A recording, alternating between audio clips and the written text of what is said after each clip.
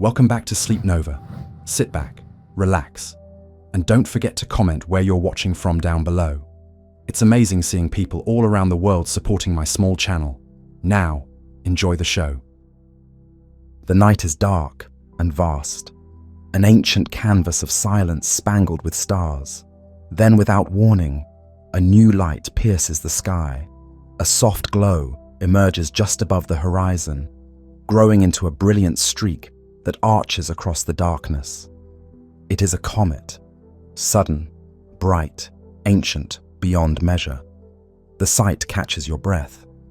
There is something primeval in this glowing apparition, as if a piece of the dawn of the cosmos has come visiting. It hangs like a celestial torch, its tail a shimmering train of pale light.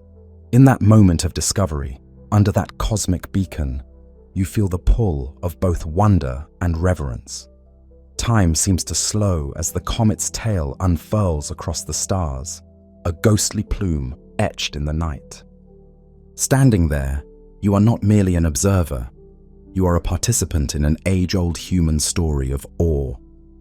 Thousands of years ago, someone like you looked up at such a sight with trembling heart, wondering what it meant. Was it a herald of doom, a dragon of the skies, or a divine messenger? Myths sprang from moments like this. A dragon's fiery breath, a sorcerer's wand, a weeping ghost of a long-dead star. Even knowing the science, you can feel those old echoes. A comet ignites the imagination. Its beauty is laced with a whisper of terror from our ancestors' memories. But armed with understanding, awe overtakes fear.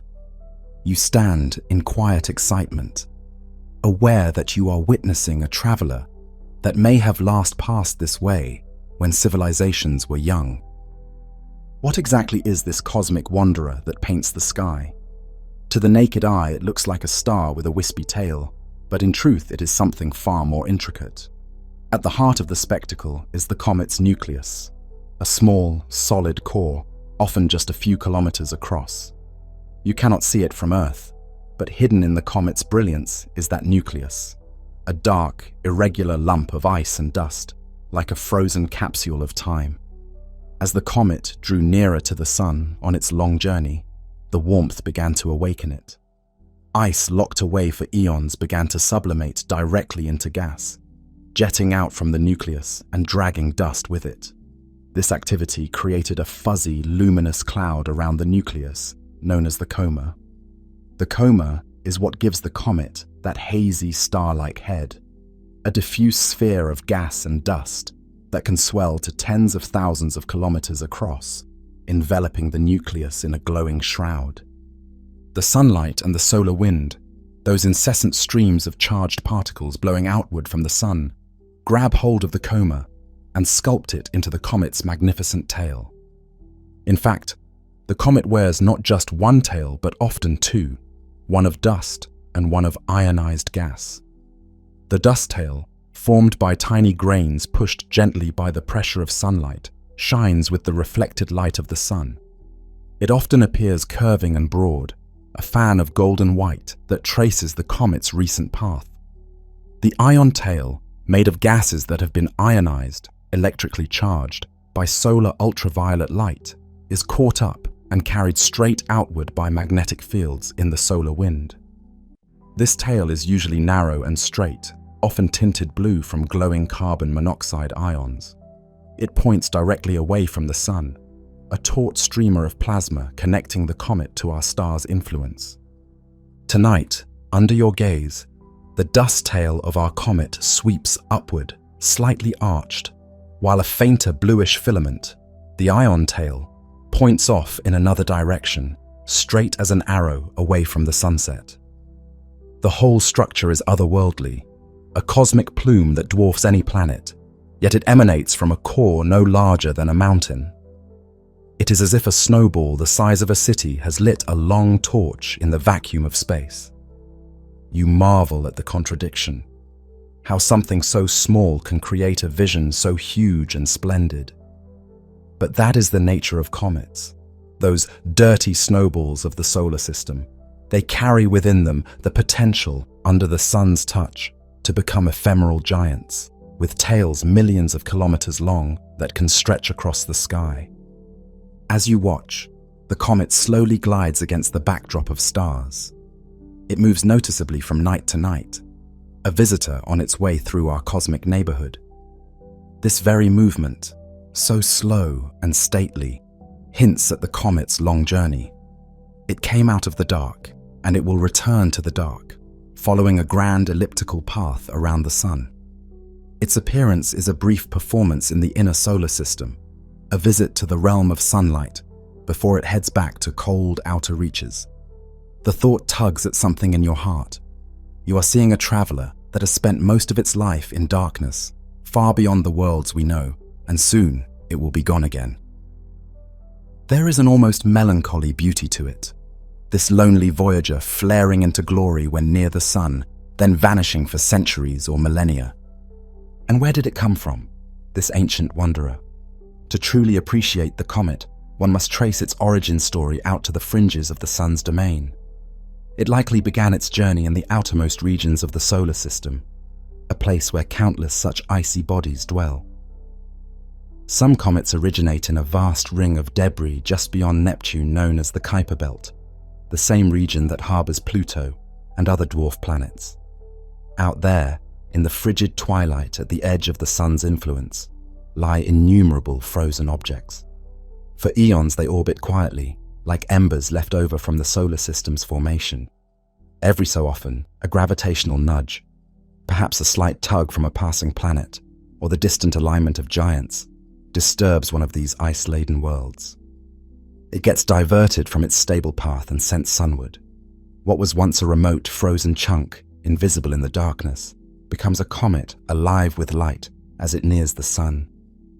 Other comets hail from even farther away, the mysterious Oort cloud, a spherical halo of icy bodies encasing our solar system at incomprehensible distances. The Oort cloud is thought to be a shell of trillions of cometary nuclei, stretching almost a quarter of the way to the nearest stars. Out there, the sun is merely a distant glimmer, and temperatures are only a few degrees above absolute zero. A comet born in the Oort cloud may spend millions of years circling in deep freeze, never coming near the inner planets. But occasionally, the subtle gravitational tides of the galaxy or the brief intrusion of a passing star jostles the Oort cloud. When that happens, one of these ancient icebergs can be dislodged, beginning a slow fall toward the sun. Such a comet arrives from any direction. Unlike Kuiper Belt comets, which travel near the plane of the solar system, an Oort cloud comet can plunge in from the north, south, or anywhere. Many of the great comets of history, those with extremely long periods, or even one-time visitors, began their journeys here, in the solar system's distant comet cradle. Our comet tonight might be one of these long-lost children of the sun, returning for a brief reunion, or perhaps a younger, shorter period comet from the Kuiper Belt, making more frequent trips. In either case, it carries a priceless cargo, the primitive material of the early solar system. These outer regions, whether the Kuiper Belt or Oort cloud, are cosmic deep freezes.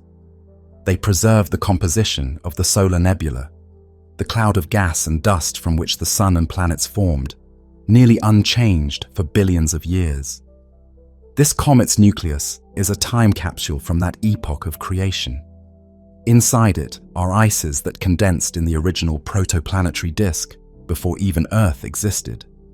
Every molecule of water ice, every grain of dust within the nucleus, has a story to tell about the formation of the planets. If one could hold a piece of that nucleus in hand, with thick, insulated gloves of course, you would be holding something almost unchanged since the birth of the solar system. The comet's ice is a mix of water, yes, but also other exotic ices: carbon dioxide, dry ice, carbon monoxide, methane, ammonia, perhaps even more complex compounds like methanol or formaldehyde. These were the ingredients available in the outer regions of the sun's natal disk. Embedded in the ice are particles of rock and dust, silicates and metals that once floated in the protoplanetary cloud alongside the ices. Many of those dust grains are minuscule time travelers themselves, tiny stardust grains that predate our sun, forged in the envelopes of ancient stars and cast into the galaxy before being caught up in the cloud that formed our solar system. Others are fragments that formed near our infant sun and were then flung outward to mix with cold ices, a testament to the turbulent mixing in our solar nursery. Each comet, then, is a miniature museum of solar system history, containing both the coldest ices and traces of the hottest fires from our system's birth. As the comet's nucleus races through space, its ices vaporizing and dust spewing out, it actively sheds this ancient material. The very dust you see glinting in the tail was once part of that primordial nebula, now catching sunlight once again. In a poetic sense, the comet is sharing its memories as it travels by. Its ice is memory, its dust is story. The ice carries the memory of the solar system's infancy, preserving chemical signatures of the era when planets were just coalescing. The dust carries the story, each mote a tale of high heat or interstellar journey, of collisions and condensations long ago. Together, released in the comet's luminous wake, they weave a narrative of creation for those who know how to read it. Scientists have indeed learned to read some of that narrative.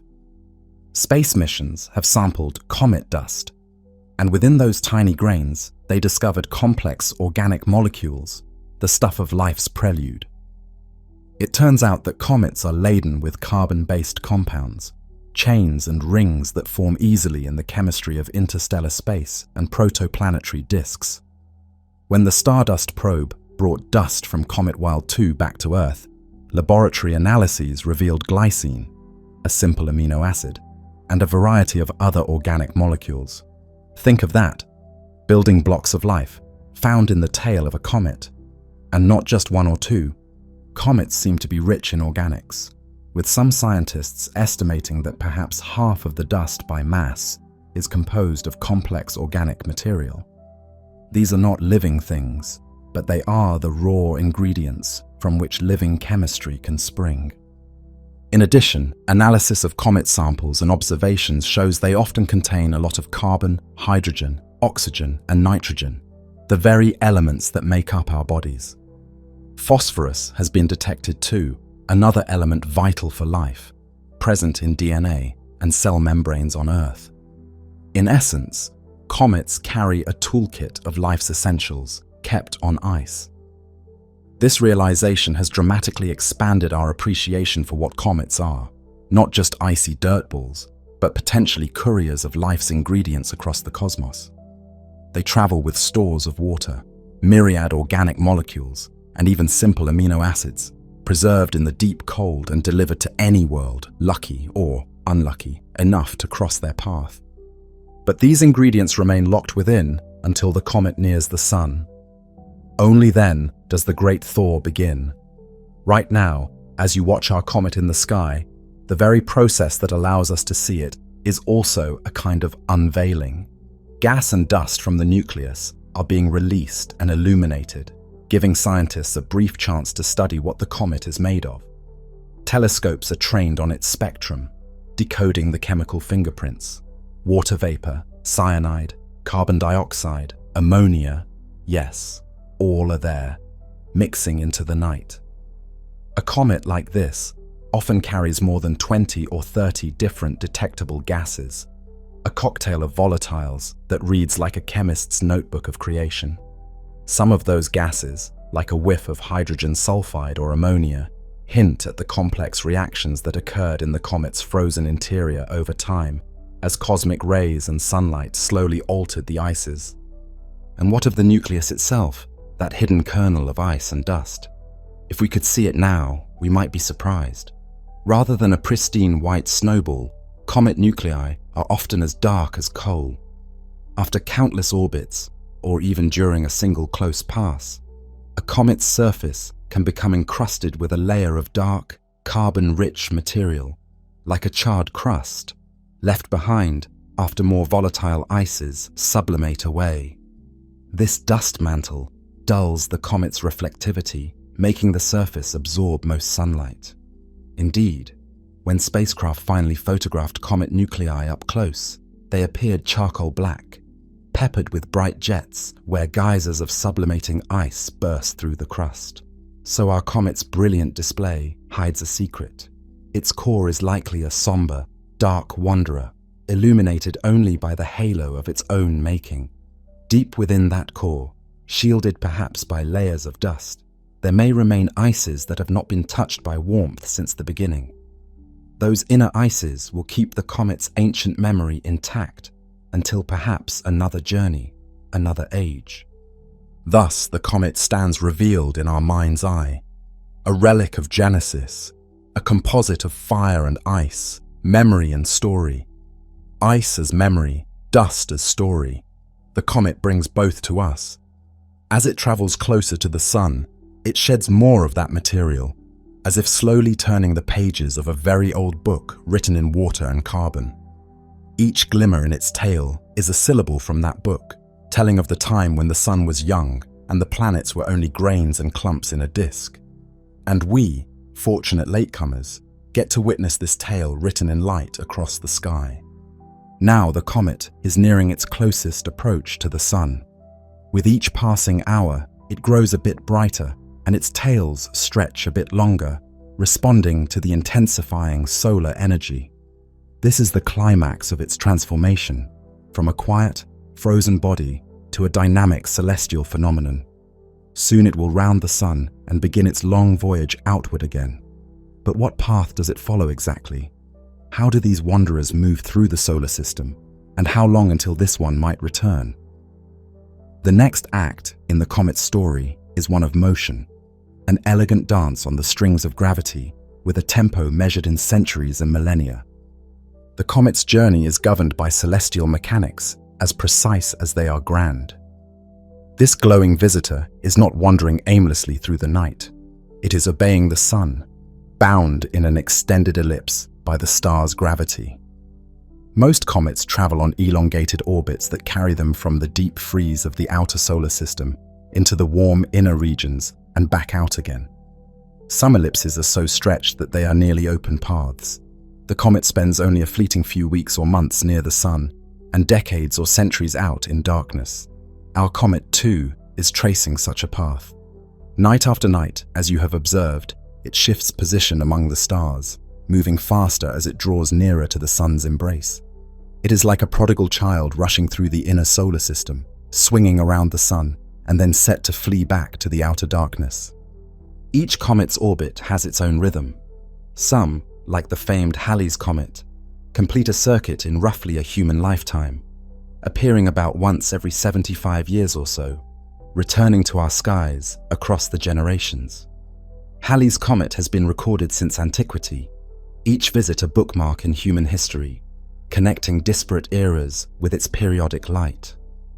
Many other comets have longer periods, hundreds, thousands, even millions of years, and some are on trajectories so expansive that they will never return at all. After one pass by the sun, they are flung on escape paths into interstellar space, never to be seen again. Our current comet might be a long period one. Perhaps it last visited when humans had just begun building cities, or perhaps it has never been here before at all, making its inaugural swing into the inner solar system since the time it formed. As the comet loops around the sun at its closest approach, the moment called perihelion, it reaches its greatest velocity. The sun's gravity pulls it into a swift slingshot. Then, as it recedes outward, it gradually decelerates, like a runner tiring on a long uphill climb. If we could trace its path from high above, we'd see a graceful elongated ellipse, or perhaps a near parabolic arc, with the sun offset from the center. The comet's motion is a kind of physical poetry, a dance governed by Kepler's laws of orbital motion, speeding up when near the sun, slowing far away, sweeping out equal areas in equal times. In its motion, we can almost sense the ticking of a cosmic clock. Indeed, motion is time for a comet. For Halley's Comet, one orbit is roughly a human lifetime. For others, one orbit might outlast human civilizations. The orbital period of a comet becomes a measure of time on a scale far grander than our own. It reminds us that what seems a brief spectacle to us may be just one heartbeat in the comet's own centuries-long year. Now imagine the fate of our comet after this swing by the sun. It will recede into darkness again, but not quite the same as it arrived. Every visit to the sun transforms a comet a little. The heat vaporizes some of its ice, carrying away a portion of its mass. Sometimes the very shape of the nucleus may change, surfaces carved by jetting gas, cliffs collapsing as supportive ice beneath them dwindles, new fractures forming from thermal stress. A comet is not static. It's evolving with each passage. In a sense, these are living worlds in dormancy that awaken, shed material, and then return to slumber. Over many such cycles, a comet can drastically alter. Some comets, especially the ones on shorter orbits that pay frequent visits to the sun, so-called periodic comets, gradually run out of the volatile ices that make them spectacular. Their once active surface may become covered in thick insulating dust, and the dramatic outgassing wanes. They become shadowed relics, dark, inert objects that masquerade as asteroids. Astronomers suspect that several near-Earth asteroids are actually extinct comets that have shed their icy mantles and are now quiet, rocky bodies orbiting the sun without coma or tail. It's an intriguing life cycle, born in the distant cold, briefly flamboyant in youth and middle age when the sun's heat makes them grow comas and tails, and eventually settling into old age as a dormant, coal-black husk. Yet some comets meet far more dramatic fates. Not all survive their trip around the sun intact. Occasionally, a comet ventures too close to the sun, and the intense tidal forces and heat rip it apart. One famous example was Comet Ison in 2013, which swooped extremely close to the sun, so close that the solar furnace boiled it to destruction. Observers hoped to see it emerge from behind the sun as a dazzling object, but it disintegrated, leaving only a fading ghost of dust. There are also comets known as sun grazers that routinely dive near the sun. Many of them perish similarly, evaporated in a single fatal solar kiss. Comets can also break apart far from the sun. Sometimes internal pressures from heating, or perhaps a rotation that becomes too rapid due to jets acting like thrusters, cause the nucleus to fracture. In the mid-19th century, astronomers watched Biela's comet split in two.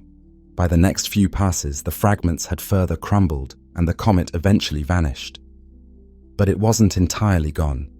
Years later, Earth's sky was lit by an unexpected meteor storm, the Andromedids, as our planet swept through a stream of debris that was once Biela's comet. The cosmic snowball had become a cloud of shooting stars. It was a striking lesson that comets and meteor showers are intimately linked. The dust that a comet leaves in its wake continues to orbit along the comet's path, and if Earth's orbit intersects that path, we are treated to a meteor shower. Every August, when we enjoy the Perseid meteors, we are actually witnessing the dusty legacy of Comet Swift-Tuttle. Each swift streak across the sky is a particle from that comet burning up as it plows through our atmosphere.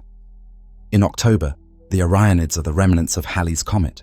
Thus, even as a comet travels onward or disintegrates, it leaves behind a story in the form of meteors, a cosmic memory that can recur annually, like the echo of the comet's visit. Fragmentation can sometimes turn one comet into a family. The pieces of a shattered comet may themselves continue as smaller comets, at least for a time, each fragment developing its own coma and tail, if it still has enough ice. In the early 1990s, Comet Shoemaker-Levy 9 was drawn too close to Jupiter and was torn into a chain of over 20 fragments by the planet's gravity. These fragments then, famously, plunged into Jupiter a year later, one after another, like a string of celestial firecrackers, in July 1994. Over several days, each fragment slammed into the giant planet, leaving enormous dark scars in Jupiter's cloud tops, some larger than Earth.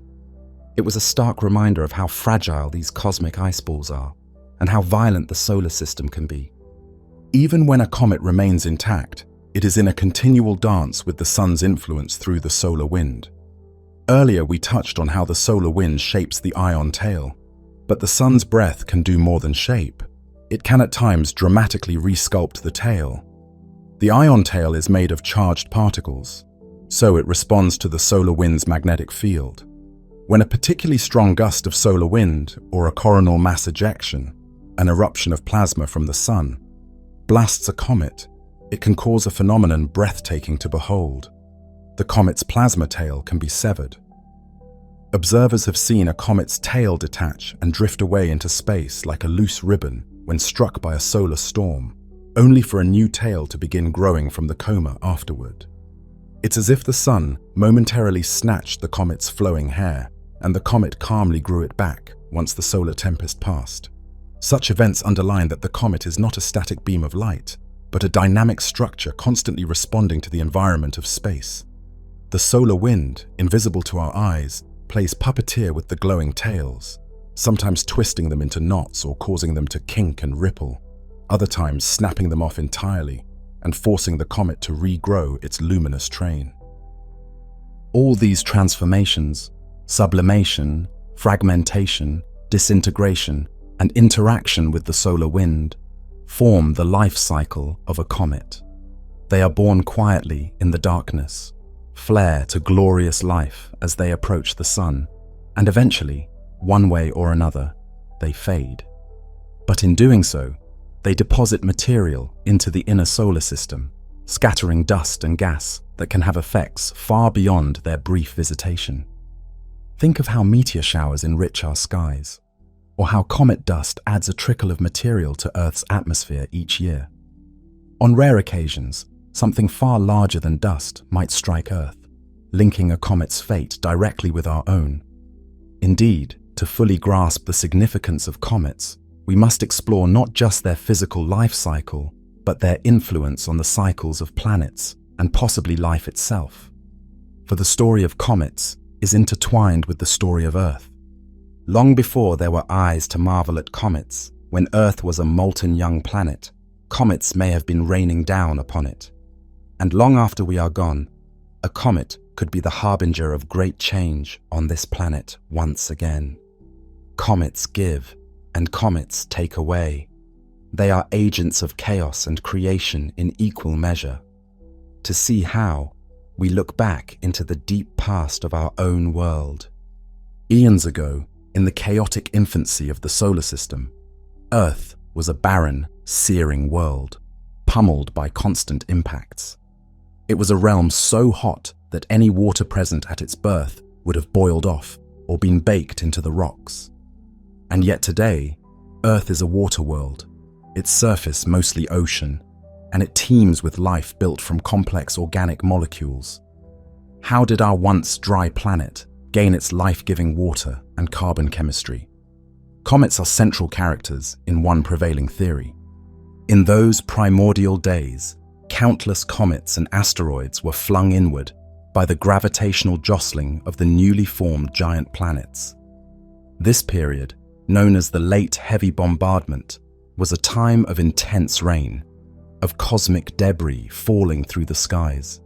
Amid the storm of meteoroids and asteroids, many comets likely plunged toward the sun, some crossing Earth's orbit along the way. These icy interlopers smashed into the young Earth, releasing torrents of water and myriad organic compounds upon the surface. Each comet impact would have been catastrophic locally, but collectively, over millions of years, they may have delivered a substantial portion of Earth's oceans.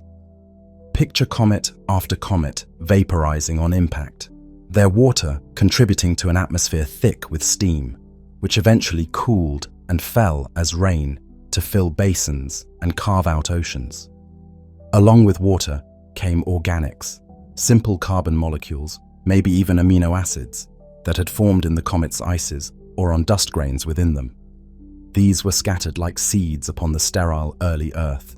It's a hypothesis that has gained support from scientific detective work.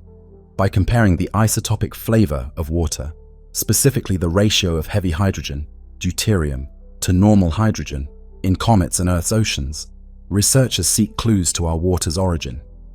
Some comets have water that is a close match to Earth's ocean water, suggesting they could indeed be contributors. Others have water that is heavier or alien in composition, which initially cast doubt on comets' role, pointing more to asteroids as the main water bearers. But then a pattern emerged. Certain comets known as hyperactive comets, which spew out more water than their surface area suggests because they expose fresh ice in outbursts, have water with an isotopic signature similar to Earth's. One famous example is Comet 103P Hartley 2, whose water was found to be much like Earth's. The thinking is that these hyperactive comets dredge up water from deep inside their nuclei, water that was protected from fractionation, the loss of lighter hydrogen, and retains an Earth-like fingerprint. If so, perhaps many comets hide Earth-like water in their interiors, only releasing it under certain conditions. The debate isn't fully settled, but it's increasingly plausible that a meaningful fraction of our oceans is cometary water. Beyond water, the delivery of organics might be even more crucial. Earth's nascent environment had to gather the raw materials for life, and comets were like cosmic delivery trucks for complex carbon molecules. The discovery of amino acids in comet dust and of organic compounds like sugars and nucleobases in meteorites suggests that the basic toolkit for life's chemistry was readily available in space and likely rained down on the early Earth. It's a humbling thought. The carbon in your muscles, the nitrogen in your DNA, some of those atoms and molecules could have arrived in the fiery plunge of comets long ago. We are, in a very real sense, part comet. In those tumultuous early times, each fiery impact that delivered water also delivered destruction. But Earth eventually cooled, water pooled, and chemistry began to stir in those waters. Perhaps the organics from comets mixed with those from asteroids and from Earth's own atmosphere to form the soup of life's beginnings. Some scientists even speculate about comets not just seeding ingredients, but possibly ferrying actual microscopic life, though the survival of life through the trauma of space travel and impact seems very unlikely. More concretely, comets likely helped set the stage for life on Earth by providing the ingredients and maybe even triggering environments like impact-heated pools or hydrothermal systems, where those ingredients could assemble into self-replicating molecules. So the comets, which for so long were feared as omens of death, may have been in part bringers of life. It's a beautiful irony. The disastrous stars, as ancient people called them, from the Latin dis aster, bad star, possibly delivered the water we drink and the carbon frameworks on which our bodies are built. With each comet that we study, we learn more about this connection. The Rosetta mission's findings of complex organics and the presence of glycine in Comet 67P reinforce that comets carry many of life's building blocks. And just think, every meteor shower that sprinkles Earth is perhaps delivering a few more microscopic grains of exotic carbon or specks of prebiotic matter into our environment. The exchange between Earth and comets didn't end in the distant past. It continues at a slow drip even now. Looking up at our comet now, you might see it differently knowing this. It is no longer just a distant light. It is a relative of sorts, a visitor from the family that helped create our home's oceans and air. The emotional experience of seeing a comet, already intense, gains another layer: gratitude. Without such celestial wanderers, Earth might have remained a dry rock. There might have been no ocean voyages or clouds or rain, no life as we recognize it. The cosmos, by means of comets, may have nurtured the conditions for us to exist. Yet the relationship between comets and Earth is not solely nurturing. History shows it has also been occasionally catastrophic, and potentially could be again. The same impacts that brought water in the distant past could, in a later era, bring ruin. To understand that duality, consider not just the deep past, but events within human memory and scientific observation. Consider those famous comets that have intersected not with Earth directly, but with our understanding and fears. Let us recall some of the notable comets that have blazed into human history, shaping culture and science, and even one that collided with a planet in our own lifetime. They each have lessons to teach about both the promise and peril of these cosmic wanderers. Throughout the ages, a few comets have stood out so vividly that they earned a place in human memory and history. They became more than just celestial objects. They became characters in our cultural story. One such comet is Halley's Comet, arguably the most famous of all. It is a returning wanderer, revisiting the inner solar system roughly every human lifetime. This periodic nature, first confirmed by the astronomer Edmund Halley in the 18th century, means Halley's Comet has been observed again and again through recorded history. It has woven itself into the fabric of human events. In the 11th century, a bright comet, later identified as Halley, appeared over Europe. So astonished and fearful were people that they even embroidered it into the Bayeux tapestry, linking it to the Norman conquest of England. To them, it was a harbinger of great upheaval. A few centuries later, near the dawn of the 14th century, Halley's Comet graced the heavens again. The Italian artist Giotto di Bondone, inspired by its appearance, painted a comet as the Star of Bethlehem in one of his frescoes. This is a rare instance of a comet being portrayed as a positive omen, a divine sign of hope. Halley's Comet has often served as a convenient scapegoat for tragedy. Each time it returned, people searched their histories for disasters to blame on it. By the early 20th century, science had advanced, yet when Halley approached in 1910, public anxiety still ran high. Earth was due to pass through the comet's tail.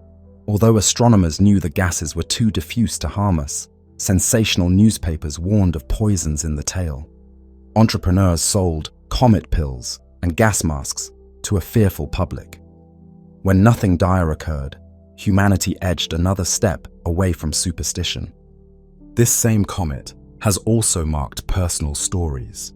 Famed American writer Mark Twain was born under Halley's Comet on one of its visits, and he predicted he would go out with it on its return.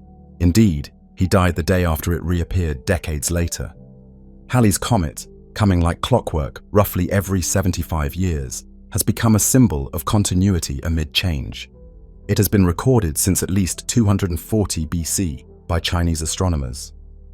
It was the comet of the Norman conquest, the comet of Twain, and it will be the comet of generations to come.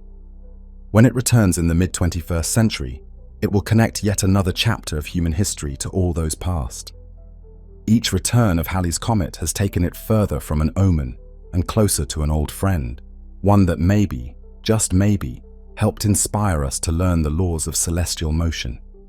After all, Edmund Halley's bold prediction of its return was vindicated when it duly arrived on schedule in the mid-18th century, a triumph of reason over fear.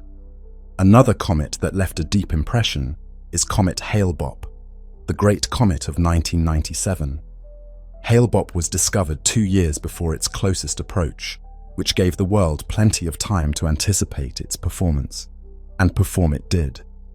As it neared perihelion in 1997, Hale-Bopp became one of the brightest comets of the 20th century. It was visible to the naked eye for a record 18 months, an almost unheard of duration. Night after night, people could step outside and see its brilliant form hanging in the sky. It sported a dazzling white dust tail and a delicate blue ion tail, both clearly visible even from light-polluted cities. Under dark rural skies, Hale-Bopp was breathtaking, a luminous apparition with twin tails fanning out, one a broad curved sweep of pale gold, the other a straight ray of electric blue. Many who saw it still speak of it as the once-in-a-lifetime spectacle it was. Hale-Bopp became a media sensation, drawing millions of casual observers out to look upward. For the vast majority, Hale-Bopp was a source of joy and wonder. Families had comet-gazing picnics. Photographers took stunning images that adorned magazine covers. It reminded humanity that even in the late 20th century, with entertainment on screens and lights drowning out the stars, a natural celestial event could captivate the world. Sadly, there was a darker footnote. A cult called Heaven's Gate believed a spaceship was following the comet and committed mass suicide as Hale-Bopp peaked. A tragic reminder that even in modern times, comets can inspire dangerous fantasies in the unhinged. But for nearly everyone else, the comet was purely a wonder, not a portent of doom. It also provided scientists a prolonged opportunity to study a bright, active comet. Its great intrinsic brightness, partly due to an unusually large nucleus, tens of kilometers wide, and long duration, allowed detailed observations of its behavior, providing a wealth of data on cometary gas and dust dynamics. After 1997, Hale-Bopp receded toward the outer solar system. It won't return for over 2,500 years, but it left an enduring memory that will be recounted in astronomy books and by those who saw it. In more recent times, comet Neowise, officially CE 2020 F3, became a household name. In July 2020, during a period of global isolation and anxiety, this unexpected visitor offered a celestial respite. Discovered by a space telescope only a few months prior, Neowise survived its passage by the Sun and emerged into the Northern Hemisphere's evening skies as a striking object.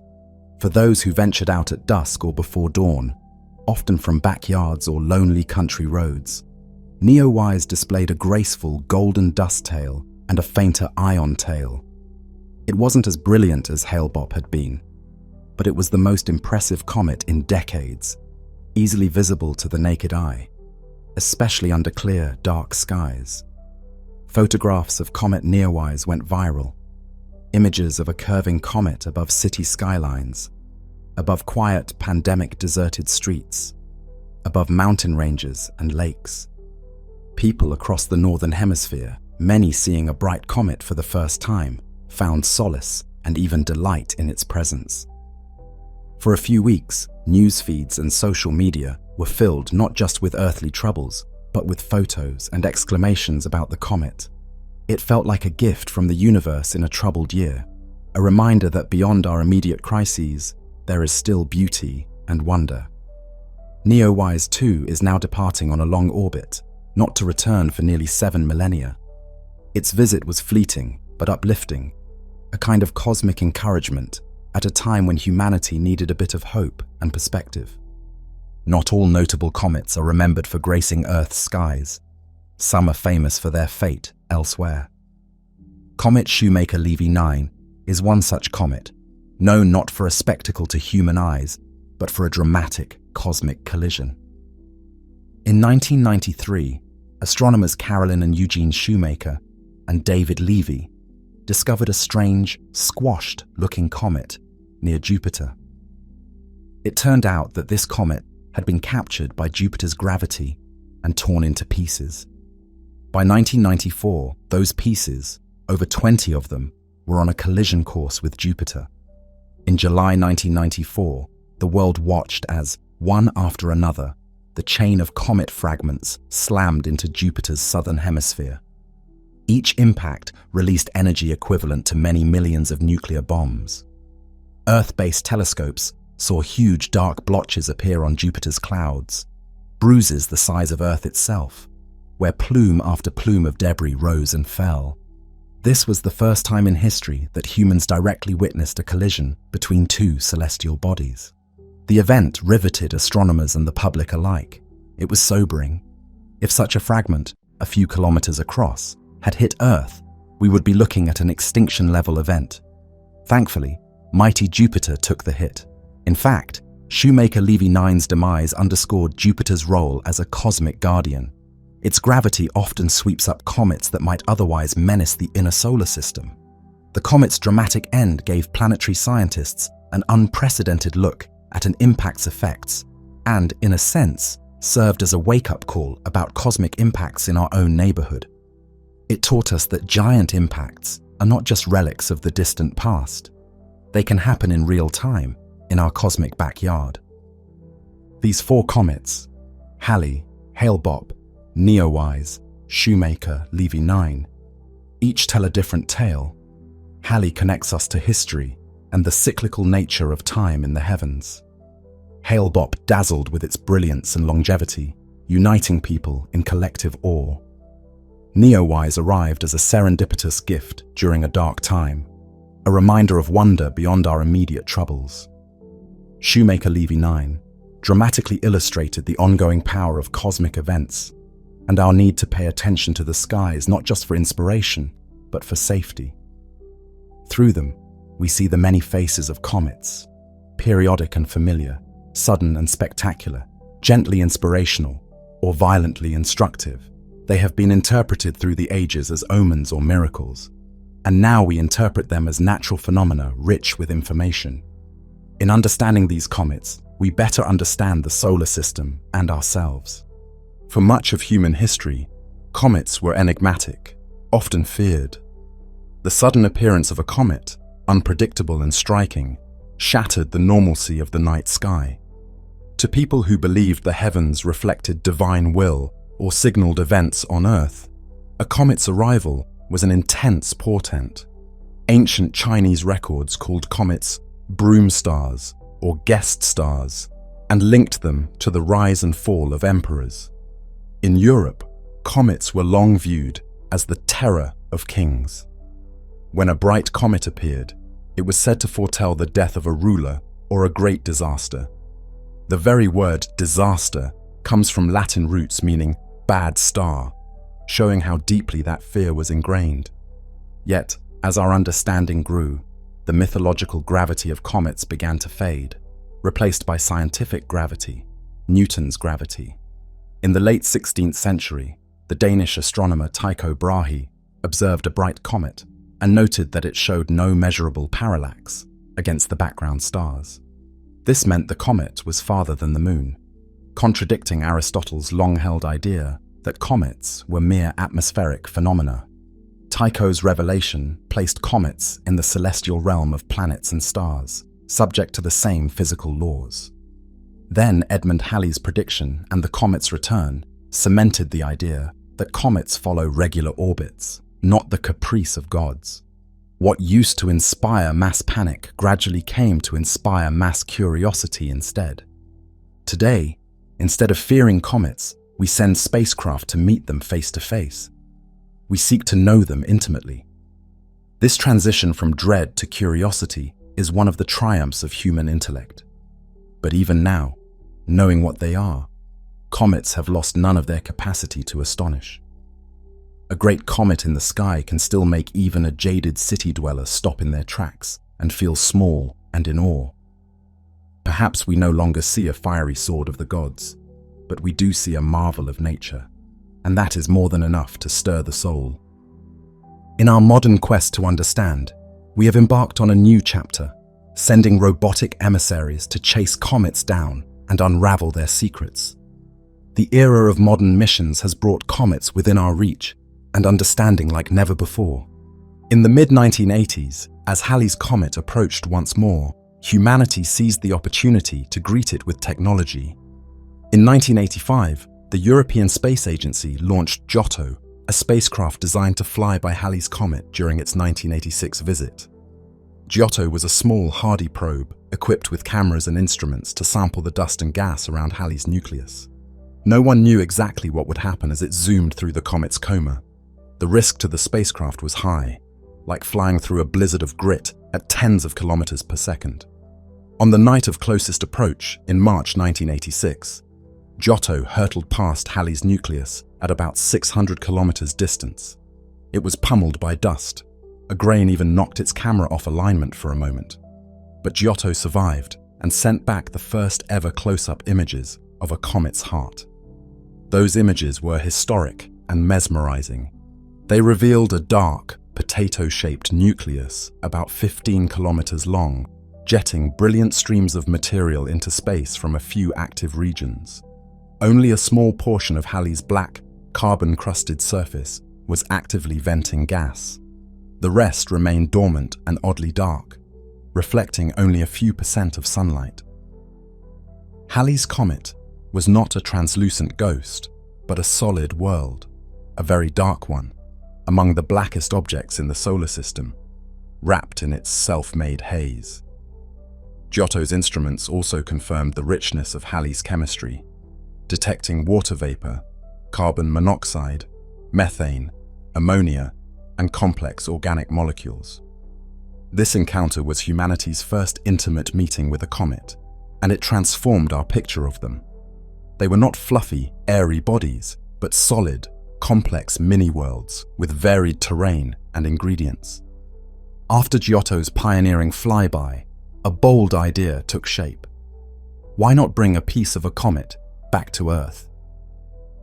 That idea became reality with Stardust, a NASA mission launched in 1999. Stardust's target was Comet Wild 2, and its goal was audacious: fly through the comet's coma, catch particles streaming off the nucleus, and return them to Earth for detailed study. In January 2004, Stardust swooped within 240 kilometers of Wild 2's nucleus, exposing a tennis racket-shaped collector filled with aerogel, a lightweight, frothy material, to snare dust particles without vaporizing them. It also snapped pictures of Wild 2's nucleus, revealing a surface riddled with deep pits and spires, looking like a battered ice rock world with many vents. The flyby was harrowing. The spacecraft was hit by a spray of particles that caused it to wobble, but it stayed on course. In 2006, Stardust's sample capsule parachuted to a safe landing in the Utah desert. Inside was precious cargo, thousands of tiny comet dust grains, the first samples from beyond the moon ever returned to Earth. When scientists analyzed Stardust's catch, the results were thrilling. They found minerals that form at high temperatures, like olivine and other crystalline silicates, mixed among the expected ices and carbon compounds. This suggested that material from the inner solar system had somehow traveled outward to mix into comets forming at the fringe. They also definitively found glycine, a simple amino acid, in the samples, proving that such biologically relevant molecules form in comets and can survive eons in space. The comet dust had a large component of complex hydrocarbons as well, a sort of cosmic tar. The Stardust mission showed directly in the lab that comets harbor the raw ingredients that would have been useful to the origin of life on Earth. For the first time, humanity held in its hands pieces of a comet, pieces that smelled of ammonia and almonds, as scientists described the scent of the sample upon opening the canister, owing to trace organics. We were touching the very stuff that had probably helped seed our planet. While Stardust was still en route back to Earth, another daring mission was underway: Deep Impact. This 2005 NASA mission had the dramatic goal of punching a hole in a comet. The target was Comet Tempel 1. Deep Impact carried a 370-kilogram copper impactor, which it released directly into Tempel 1's path, while the main craft observed from a safe distance. On July 4, 2005, the impactor smashed into the comet's nucleus at over 10 km, excavating a crater and throwing up a huge plume of dust and gas. Telescopes on Earth and Deep Impact's mothership watched the flash and debris. The impact ejected subsurface material that hadn't been exposed to sunlight.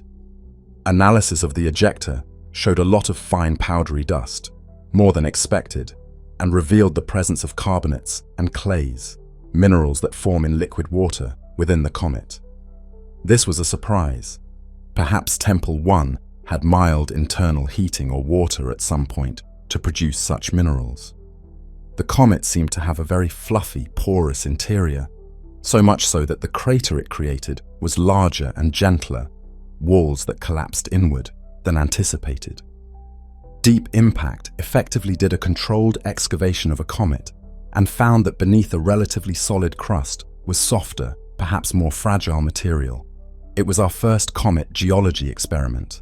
Later, in 2011, another mission, Stardust Next, flew by Tempel 1 and imaged the Deep Impact crater, confirming it was about 150 meters across. Through Deep Impact, we learned not just composition, but also something about the structural strength and layering of a comet. It was like knocking on a door and hearing an unexpectedly hollow sound from within. If Giotto opened the door and Stardust and Deep Impact peered through, Rosetta moved in and stayed for a while. The European Space Agency's Rosetta mission, launched 2004, was breathtakingly ambitious: to rendezvous with a comet and accompany it for over 2 years, observing it up close as it approached the Sun and even landing a probe on its surface. After a 10-year journey, Rosetta arrived at Comet 67P Churyumov-Gerasimenko in mid-2014. The images it sent back of Comet 67P were astonishing. The nucleus was shaped like a rubber duck, 2 lobes connected by a narrow neck. This bilobed shape hinted that 67P might be the result of a gentle merger of 2 separate comets in the past. Rosetta entered orbit around 67P, mapping its surface in unprecedented detail.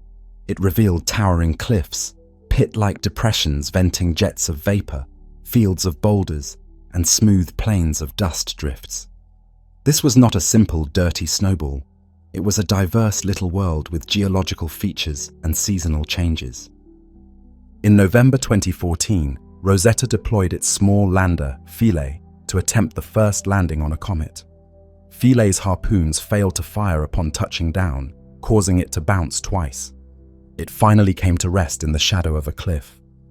Though it didn't land perfectly, Philae still managed to conduct experiments during its initial battery life of about 60 hours. It drilled the surface, finding it surprisingly resistant beneath a softer crust, tasted the local vapors, detecting a bouquet of organic molecules, including some complex ones like nucleobased building blocks, and sent back panoramas from the comet's surface, an alien landscape of dark rocks and looming cliffs, lit by an eerie, faint sunlight. Philae's unexpected resting place meant its solar panels got little light, and it fell silent after a few days. But in those hours, it became the first human-made object to operate on a comet's surface, a truly historic achievement. Meanwhile, Rosetta continued orbiting and observing 67P from above. Over the next 2 years, it watched the comet come alive as it neared perihelion in August 2015. The frozen ground warmed and gushed out jets of gas carrying dust. Rosetta flew through these jets, measuring their composition. It sniffed a rich array of chemicals: water, carbon dioxide, carbon monoxide, methane, methanol, ammonia, hydrogen cyanide, formaldehyde, hydrogen sulfide. Hence the comet smelled of rotten eggs and urine, as scientists cheekily noted, and even molecules like glycine, the same amino acid Stardust found, and phosphorus. It was a chemical treasure trove. One of the biggest surprises was the detection of significant amounts of molecular oxygen, O2, in the comet's halo. This was completely unexpected because O2 is highly reactive and was not thought to survive from the solar nebula. Its presence suggested that 67P's clathrate ices might have trapped oxygen during the comet's formation, or that some other process was generating it.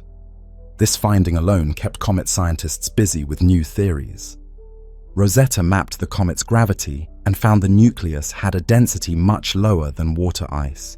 It was roughly 50–60% empty space. This confirmed the extremely fluffy, porous nature of comet interiors. It also observed changes on the comet. Portions of cliffs collapsed, new jets opened up, boulders moved, likely from gas outbursts. We were witnessing geology on a comet, slow by human terms, but fast by geological terms, happening in real time. As the comet passed its closest approach to the Sun and headed out, activity subsided. Rosetta continued to follow it until, in September 2016, with its mission ending, Rosetta was gently guided to impact on the comet's surface, taking close-up images down to the final moments. It came to rest on the comet, effectively becoming one with it.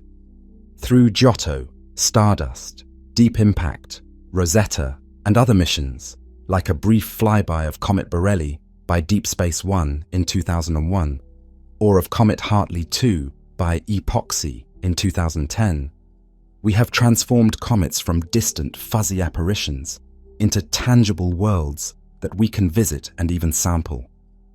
We found that comet surfaces can be as hard as rock in places and as soft as powder in others. We found organic chemicals of complexity beyond what many imagined. We confirmed that much of Earth's water could indeed have come from these ancient ice bearers. We learned that comets are diverse. Some might be built of two fused halves like 67P, others more single-bodied. Some are very chemically rich, others somewhat depleted, as Halley's comet turned out to have an unusual composition with lots of organics and a relative dearth of water. We've learned that their behavior is not random, but driven by solar heating. Yet each comet has its own personality, with different regions turning on at different times, often dependent on the shape and tilt of the comet. Yet despite all these advances, mysteries still cloak comets. In fact, each discovery seems to open new questions. Among the biggest is how exactly comets formed. We know they coalesced in the outer solar nebula. But was it a gentle coming together of icy grains sticking bit by bit, or a more abrupt collapse of a clump of material? Evidence from Rosetta's images of 67P's goosebumps, small meter-sized clumps on the surface, suggests comets might be aggregates of smaller building blocks, loose piles of pebbles that assembled under weak gravity. Their high porosity supports this idea of a gentle assembly, like a cosmic snowdrift. But we haven't witnessed it directly. It remains an active area of research, with some leaning towards the pebble accretion model, and others considering whether large instabilities in the protoplanetary disk caused kilometer-sized comets to condense rapidly. We also still wonder what lies beneath the surface of comets. Rosetta gave us hints. 67P had a very homogeneous interior in density and likely no large voids, but we don't know if comets have internal stratification, like layers from different eras of accretion, or if they are rubble piles through and through. We haven't yet drilled deeply into a comet. Filey tried a shallow drill. Are comets perhaps clumps of material loosely held, or do they have cores of different composition?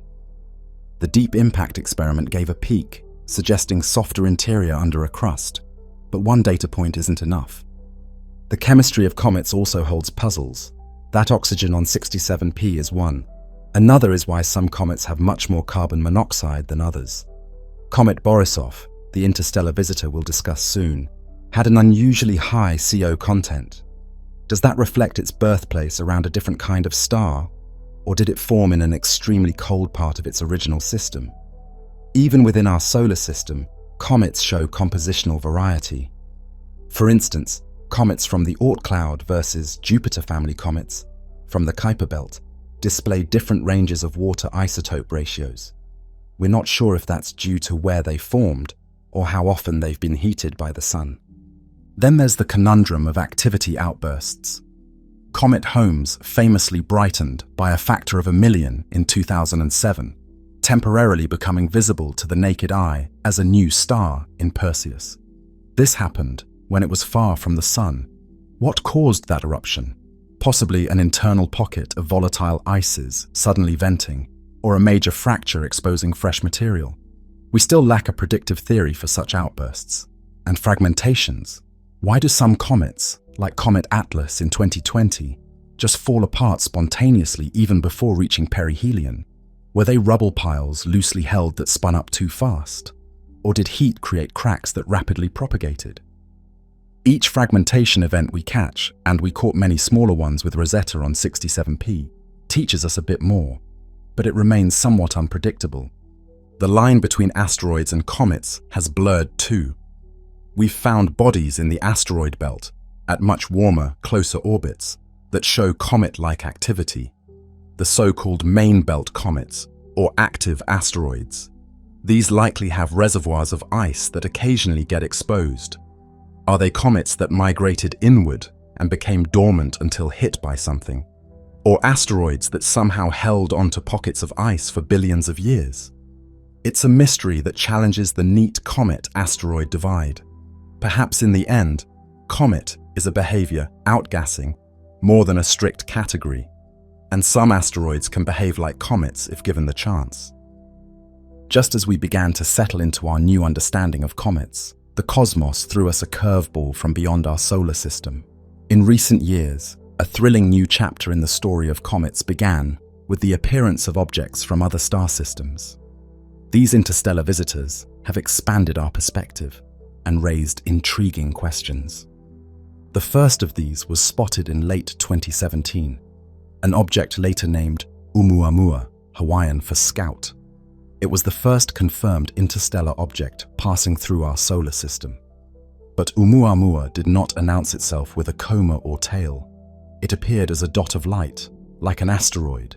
As astronomers tracked it, they realized it had come on a one-way hyperbolic trajectory from far beyond and was already outbound. Oddly, it showed no signs of outgassing. No fuzzy coma was detected despite sensitive searches. Yet, as more data came in, something strange appeared. Oumuamua's trajectory was deviating slightly from what pure gravity would dictate. It was as if a gentle force were pushing it, akin to cometary outgassing. If it was outgassing, it must have been doing so in a way we couldn't easily see, perhaps releasing molecules like hydrogen that don't produce visible glow, or perhaps only very small amounts. And then there was its shape, inferred from its changing brightness. It seemed to tumble end over end, with its brightness varying by a factor of 10. To cause such variations, Oumuamua must be very elongated or very flattened. Some models suggested it might be cigar-shaped, perhaps 400 meters long and only 40 meters wide. Others suggested a thin pancake shape. Either way, it was unlike any comet or asteroid we had seen. Some scientists humorously pondered if it was an alien probe, a notion largely dismissed by data, but a sign of how perplexing this object was. The leading natural explanations were that Oumuamua was a fragment of a larger body tidally shredded by a star, or that it was a dry comet, one whose volatiles had been mostly spent, leaving it with just enough gas to nudge it, but not enough to form a visible coma. Another hypothesis was that it was made of exotic ices, like solid hydrogen, that could sublime without leaving a detectable signature. To this day, Oumuamua remains an enigma, a visitor that came and went before we knew what to make of it. Then, in late 2019, a second interstellar traveler appeared, and this one was unmistakably a comet. Discovered by amateur astronomer Gennady Borisov, Comet 2I Borisov arrived with a visible coma and tail. This was essentially an interstellar comet presenting itself exactly as our homegrown comets do. Borisov was observed for months as it swept through the inner solar system. Spectra revealed it contained water vapor, cyanide, diatomic carbon, all typical comet gases. Photographs showed a pretty ion tail. If we hadn't known its trajectory, Borisov could easily be mistaken for an ordinary long-period comet. Yet this was material from another star's nursery visiting us. One noteworthy finding was that Comet Borisov had an unusually high ratio of carbon monoxide to water in its vapor, far higher than most solar system comets.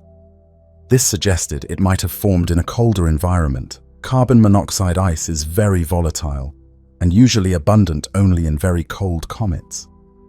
Perhaps Borisov originated around a red dwarf star, or in the outer reaches of a system colder than ours. Apart from that, it was reassuringly familiar, which in itself was profound. It means the processes that form comets around other stars produce broadly similar outcomes. The juxtaposition of Oumuamua and Borisov was fascinating. The first was interstellar and weird, perhaps a piece of a comet's rocky core or something completely unexpected. The second was interstellar and yet comfortingly recognizable as a comet. These two barely begin to hint at the diversity of objects wandering between the stars. Our solar system likely ejected trillions of small objects during its formation too. Some of those might have reached other stars. Likewise, some comets in our Oort cloud might be immigrants from other stars born in the Sun's birth cluster. Interstellar comets are messengers between planetary systems.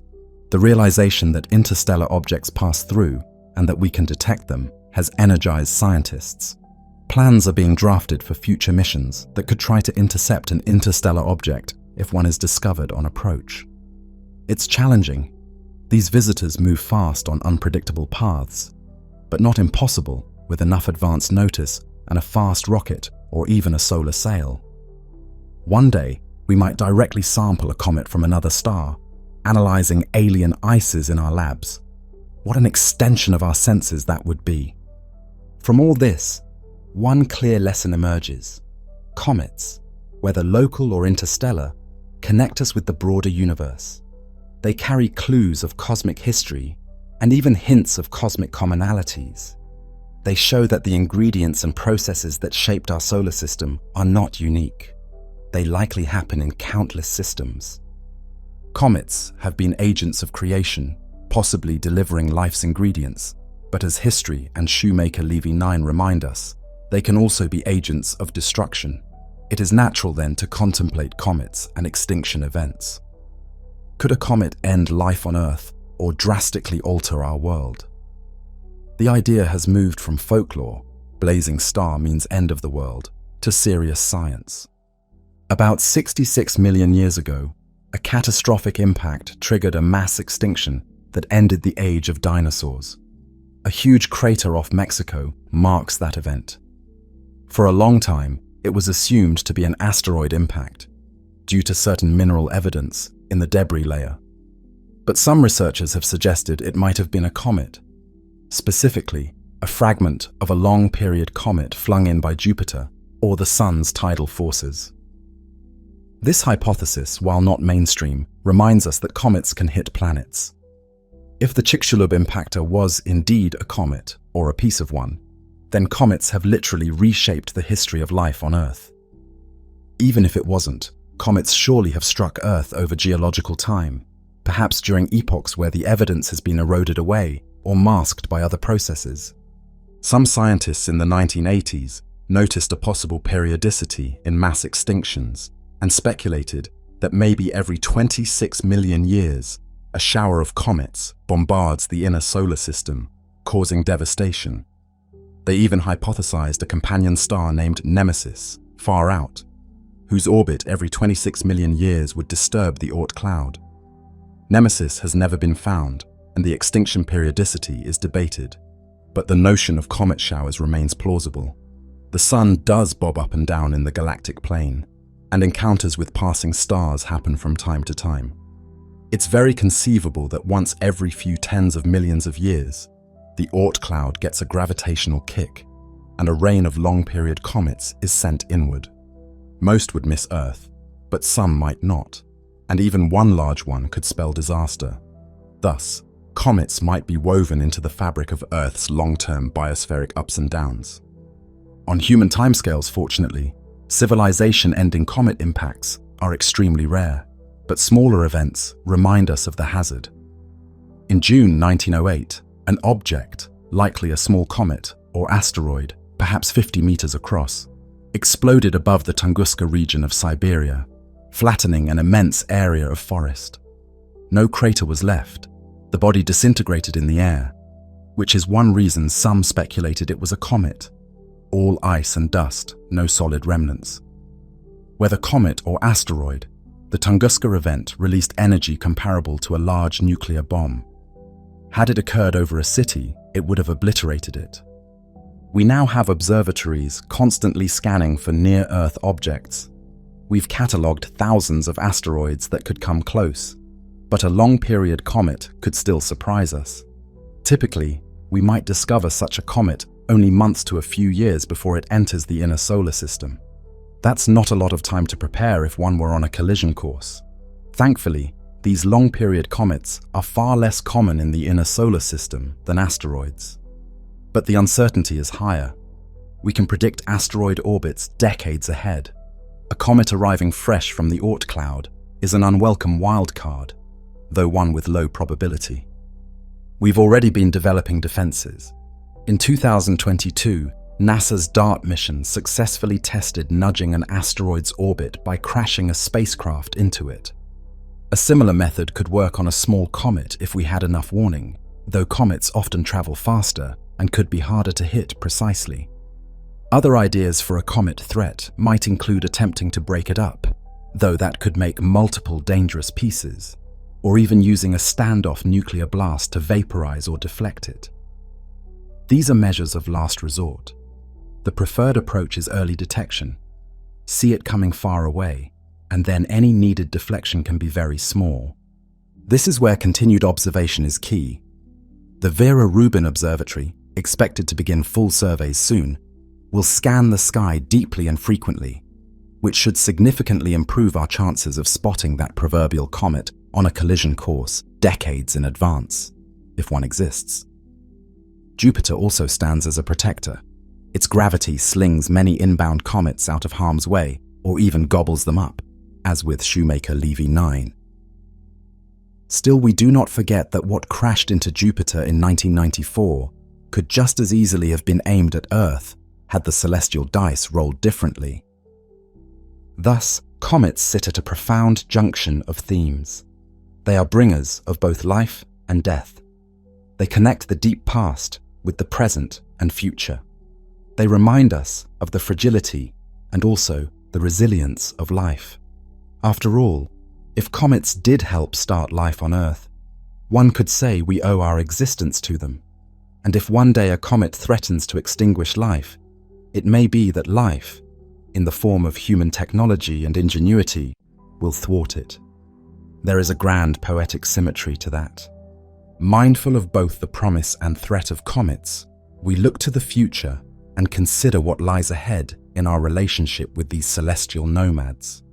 Each new comet mission has answered questions and raised others, and there are many plans brewing for further exploration. One eagerly anticipated project is ESA's Comet Interceptor, planned for launch later this decade. This innovative mission will not target a specific known comet. Instead, it will wait in space, at Earth's Lagrange point L2, until a suitable new comet is discovered inbound. Ideally, a pristine, first-time visitor from the Oort cloud. Once such a target is found, Comet Interceptor will redeploy to meet it.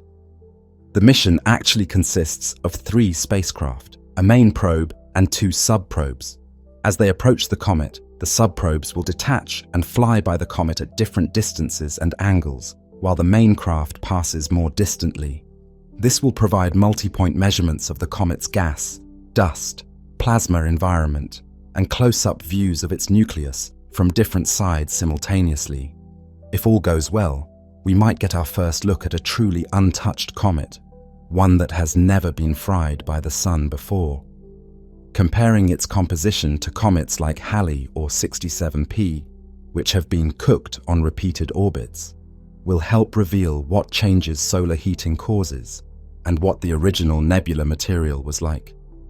Another tantalizing ambition is a comet sample return mission that brings back icy material, not just dust. Stardust brought dust and some very small volatile traces. But imagine returning to Earth with chunks of actual comet ice, kept frozen the whole way. Scientists could peer into that ice with microscopes, dissolve it and run it through analyzers, sniff its vapors in ultra-sensitive instruments. A direct interrogation of primordial material. One mission concept, called Caesar, has aimed to do just this with Comet 67P, and although not yet approved, the desire remains.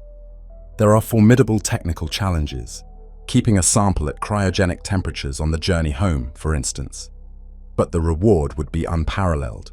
We could, for example, directly measure the ratios of noble gases in comet ice, which tell us about conditions of formation, or discover complex organics that don't survive being fragmented and heated in space. We might even find interstellar grains in the ice, tiny pre-solar minerals preserved within, that could be extracted and studied grain by grain. Even without returning samples, we have powerful new observatories to study comets from here. The James Webb Space Telescope, with its keen infrared vision, has already observed comets, detecting water and carbon dioxide, and even confirming the presence of water vapor around a main belt asteroid that turned out to be quietly comet-like. Webb can detect extremely faint outgassing at great distances, potentially catching comets beginning to awaken far from the sun. Meanwhile, the Vera Rubin Observatory will, once operational, systematically scan the entire visible sky every few nights at unprecedented depth. This means it will catch new comets, likely in the outer solar system, and track changes in brightness or even detect splitting events. Rubin might give us early alerts for comets that could become great spectacles or, as discussed, any that pose hazards. Future missions are also considering touch-and-go landings, hoppers, or rovers on comet surfaces. Philae gave a taste, but imagine a rover that could drive, or more likely hop in the low gravity, across a comet, studying variations, or drills that could go meters deep to bring up a core sample, like we do on Earth for ice records. Another idea is a cryogenic laboratory in space. Essentially, if returning to Earth with ice is too hard, one could have a spacecraft land on a comet, ingest some ice and dust, and perform detailed chemical analyses on site, transmitting the results. This would bypass the sample preservation issue, but let us examine volatiles in situ. And looking further ahead, one can dream of more novel interactions. Comets could even become resources for spacefaring humanity. They are rich in water and carbon compounds, the very materials needed for life support and fuel. Some futurists imagine capturing a small comet and nudging it into orbit around, say, Mars, to provide a water source for a colony. That's far-fetched with foreseeable technology, but not beyond the realm of long-term possibility. At the very least, learning how to extract water from a comet, perhaps by drilling a well and letting the sun's heat pump the water out as vapor, could be incredibly useful for future explorers. There's also something profoundly poetic in the idea of riding along with a comet. Some have suggested a comet hopper mission, a spacecraft that would essentially hitch a ride on a comet for an entire orbit, perhaps powering down during the frigid aphelion far out, then awakening as the comet comes sunward and directly witnessing the changes from the surface. Imagine a robotic observer clinging to a comet through the dark freeze of the outer solar system, and then holding on tight as jets erupt around it near the sun. It would be risky, but what an adventure. Essentially accompanying a comet on its journey as a human proxy. Our toolset for dealing with the threat side of comets will also improve. The more we learn about comet composition and structure, the better we can plan deflection missions. If we know a comet is mostly a loose rubble pile, a deflection might need a gentle nudge to push it whole, rather than something that might shatter it. If it has a sturdy core, maybe a harder shove is viable. The observations from DART's impact on an asteroid and deep impact on Temple 1 form early experiments in what might become a mature technology of planetary defense.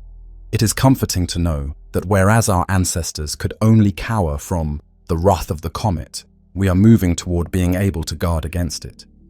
As our missions grow bolder, so too does our philosophical perspective. We started by chasing comets for science. In doing so, we ended up chasing some very old questions as well. Where did we come from? Are we alone? Comets are involved in both. They carry clues of our origin and also distribute the seeds of life potentially between worlds. There's a hypothesis called lithopanspermia, that life can travel on rocks knocked off planets. Comets could facilitate that by transferring water and organics, or even capturing microbes in a glancing blow and carrying them elsewhere, though surviving the ejection and re-entry is an extreme long shot. Even if that never happened, the exchange of organics certainly did. Earth's early surface was likely enriched by cometary infall. The more we study comets, the more we realize they are threads in the grand tapestry of the solar system, threads that weave through the fabric of time and space, tying planets to the sun to the galaxy, the present to the deep past and future. They are not mere background actors, but have played pivotal roles in the story of Earth and possibly many Earths. Having journeyed with comets from deep time to the present and gazed toward their future, we find ourselves drawn into a reflective pause. What do these ancient wanderers truly mean to us, as thinking beings in the cosmos? It's time for a more philosophical reflection on comets, to ponder not just what they are, but what they symbolize and inspire. We have followed comets with our science and with our imagination. In doing so, we have perhaps come to know them better than our forebears did, yet they still evoke the same awe they always have. There is a sense that in understanding comets, we are understanding a part of ourselves as well, our origins and our place in the cosmos. Comets, in a profound sense, are time travelers. They carry memories of the solar system's birth. When we say poetically that a comet's ice is memory, we acknowledge that within each comet's frozen heart lies the unedited record of a time before Earth existed. It is as though the comet is a mindful ancient being, holding in its core the knowledge of where we come from. As it sublimates, that memory is released in the form of gas and dust, which we capture with instruments and translate into stories of creation. Thus, the dust is story. Each mote of dust from a comet is a chapter from the solar system's youth, whether it be a tale of a distant star that forged a grain of sand, or a tale of two planetesimals that gently merged. The comet's tail unfurls these tales across the sky, and we, with science as our language, strive to read them. Beyond the literal information they carry, comets stir something emotional and almost spiritual in us. The light is longing. The soft, otherworldly glow of a comet seems to reach across the vastness, stirring a sense of connection and yearning. Standing under a comet's glow, one can feel a tug at the heart, a longing for understanding and transcendence. Perhaps it is we who project that longing onto the comet, but it feels as if the comet itself is a cosmic messenger, reminding us of the broader universe, beckoning us to come and explore. That glowing tail is like an arrow pointing away from our small world, out to the great wide cosmos, awakening our desire to venture outward, or at least to send our thoughts far beyond the horizon. There is also deep symbolism in a comet's transience. A comet appears, captivates the world, and then fades away into darkness once more. It is a fleeting phenomenon, here for a few weeks or months, then gone for centuries or forever. This impermanence is a poignant mirror to our own mortal existence. We too blaze bright for a brief moment in cosmic time and then are gone. Yet, like comets, perhaps we leave something of ourselves behind, a meteor shower of influence, a memory in others, just as comets leave trails of meteoric dust that continue to intersect Earth's orbit long after the comet has departed. In that way, comets can symbolize the legacy we leave. They also teach us to appreciate the here and now. Every appearance of a great comet is unique and precious, something to be seized. How many people through history lived their whole lives without seeing a brilliant comet? To see one is a privilege. Comets thus remind us of the importance of witnessing and appreciating rare wonders when they occur. Comets also have a way of humbling us while simultaneously elevating us. When a bright comet dominates the night, we are reminded how small Earth is and how minor our daily concerns are against the backdrop of the cosmos. This is humbling. Many who have watched a comet felt that we are tiny under the stars feeling. At the same time, think of what it means that we, tiny as we are, can comprehend what a comet is. Through intellect and ingenuity, we have plucked the mystery out of that streak of light and identified it as a visitor from the fringes of the sun's domain, perhaps carrying ingredients that built our very bodies. Knowing that elevates us. We are not cowering creatures making up fearful myths. We are active participants in the cosmic story, understanding and even embracing these celestial phenomena. It's often said that we are stardust, and comets drive that truth home. The water in our bodies, the carbon in our cells, some of that is literally from comets or the same primordial cloud that birthed comets. We are linked by chemistry to these objects, and by studying comets, we are, in a way, studying ourselves and our origin. There's a profound unity in that realization. Comets, humans, planets, nebulae. We are all made of the same atoms, all part of the same grand cycle of matter and energy. Comets dramatize that cycle, formed from the solar nebula, possibly contributing to planets, maybe ending as meteor showers falling back to a planet, a full circle. Comets also ignite imagination like few other natural phenomena. They have always done so. They appear as if by magic, change visibly from night to night, and vanish into memory. They provoke questions about the unknown. Even today, a child seeing a comet for the first time might feel the spark of curiosity that leads them to become a scientist, an artist, a storyteller. In that sense, comets are muse and mentor. They make us ask the big questions. What else is out there? Are we connected somehow to those distant wanderers? Could life travel on a comet? What would it be like to stand on one? Those questions have driven not only science fiction stories, but real scientific inquiry. From a philosophical viewpoint, one might say comets embody the concept of the cosmic journey. They spend most of their time in darkness, far from the sun, a long, cold voyage, and then for a brief time they come into the light, flourish with a tail and coma, then plunge back into darkness. It's a cycle of exile and return, not unlike the mythic hero's journey in storytelling.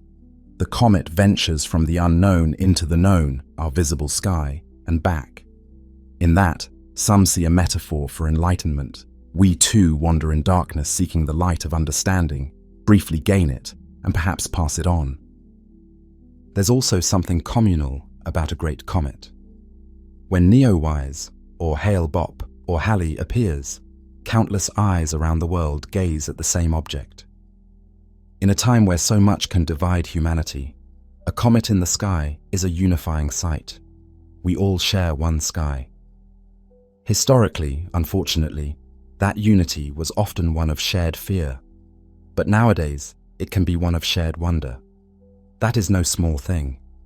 Awe is a powerful emotion that can bring people together, make them feel part of a larger whole. Comets continue to provide that experience. One can only imagine around a future campfire on Mars or a space station, colonists will point out a comet in the sky and feel that same ancestral awe and connection to each other. Finally, consider the perspective of a hypothetical cosmic narrator, a being or viewpoint as old as the stars, watching across time. Such a narrator might say, "Comets have been with you since before you knew how to speak. I have seen you fear them and adore them. I have seen you learn from them and even reach out to touch them. And through all this, the comets persist on their long orbits, indifferent but inspiring. Their gift to you is wonder, and what you have given in return is meaning." In other words, comets have no consciousness, but through us, they achieve a kind of narrative immortality. We have folded them into our story, scientific and cultural, thereby giving them a form of voice. In return, they have extended our senses and enriched our minds. Now the night deepens, and our comet, having shared so much, begins to slip away. It's time to step back into the shoes of that watcher under the night sky, you, me, any one of us, and experience a final quiet moment with the comet before it departs, taking with it everything we have learned and everything we feel, rolled into one luminous presence. The night is quiet again. Under the canopy of stars, a lone watcher stands, eyes turned heavenward. The comet that once blazed across the sky is now lower and fainter, its tail thinning into the darkness like the last wisps of a dream. The air is cool and still. There is a sense of peace, of contemplation, as the watcher keeps her gaze on that fading traveler. She reflects on what she has witnessed. In the course of this one comet's appearance, she has traveled in her mind from the birth of the solar system to the possibility of its death, from the ice in her own glass of water to the ice of interstellar space, from ancient myths to cutting-edge science. The comet, a smudge of light in the sky, has been a portal to all of that. The watcher feels small under the sprawling stars, yet oddly connected to them. The comet's long tail, now a mere delicate streamer, seemed to reach out and brush the vault of heaven. It is as if the comet drew a line between earth and sky, reminding her that the boundary is only in perception, not in reality. Earth and sky are part of one continuum, and she, standing here, is part of it too. She thinks of the comet's journey. It will soon slip beyond human sight, retreating into the outer solar system. Perhaps it will return centuries hence to other watchers, or perhaps this was its only pass near the sun, and it will roam the galaxy forevermore. In either case, she feels fortunate to have seen it. Generations before her lived and died under these stars without seeing such a comet. Generations after her may long for a sight as grand, but she was here, now, to witness this cosmic wonder. The thought fills her with gratitude and a gentle melancholy, like the bittersweet feeling at the end of a beautiful piece of music. The comet's tail now is barely discernible, an extension of darkness more than a beam of light. Dawn is approaching. A subtle lightening of the eastern sky tells her the sun will soon chase away the stars. The world around her, trees and hills, are beginning to emerge as silhouettes. The time of the comet is ending for this night, and indeed, for this apparition. She takes a deep breath of the cool night air, imprinting the scene in her memory.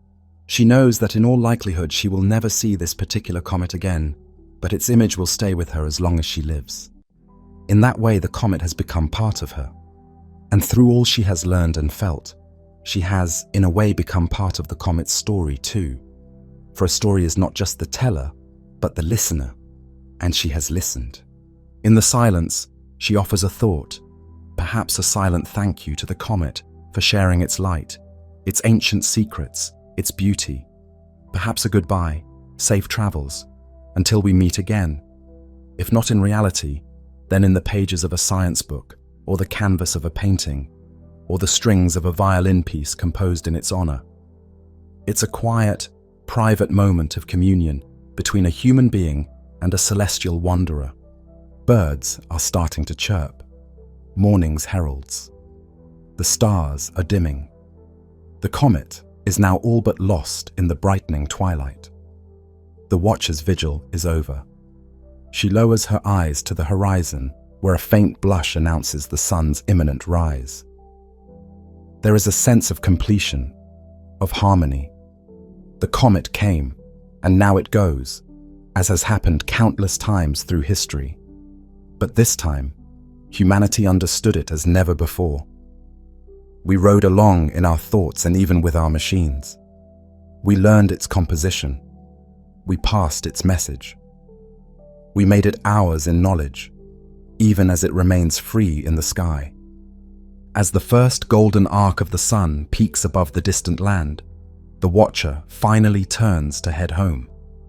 The comet has vanished into the morning glow, but she carries its imprint in her heart. She walks quietly, while behind her the sky grows day blue and Venus and the last stars wink out. She knows that somewhere up there, beyond the blue sky, the comet still sails away, now invisible, but real.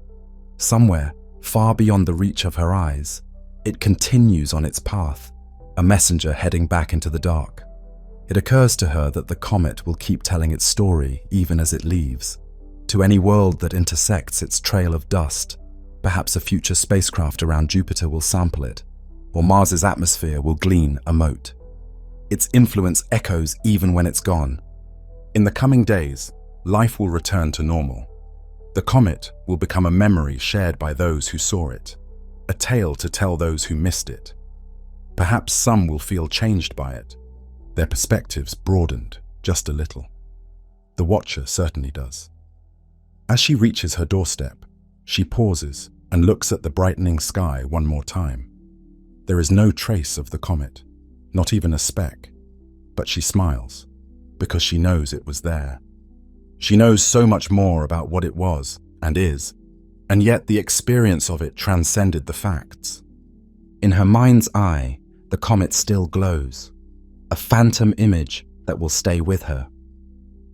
And she knows that in some sense, the comet will always be with us. Years hence, the meteors from its trail will streak through Earth's atmosphere, perhaps on some August or October night, and people will marvel at those shooting stars, without realizing they owe their brilliance to this departed comet. The sky remembers, even if we humans might forget. And there will be other comets. She knows she might not see another great one in her lifetime, though she hopes she will. But certainly, others will come for future generations. Comets are part of the cosmos's ongoing story, one that will continue as long as the solar system exists and humans have eyes to look upward. Each comet is different. Each generation sees new ones. But there is a continuity too, the sense of awe they inspire. The sun is now fully above the horizon, casting its first rays on dew-laden grass. The watcher opens her door and steps inside, the warm interior welcoming after the long night. As she closes the door, she whispers a final goodbye to the comet. A goodbye that is really a until next time, whenever and wherever that may be. Outside, the sun's light floods the sky, washing away the stars of night. But though the comet has vanished from sight, it lingers in mind and memory, a gentle ghost that will long inspire stories, science, and dreams. The dark sky was pierced by a comet, sudden, bright, ancient.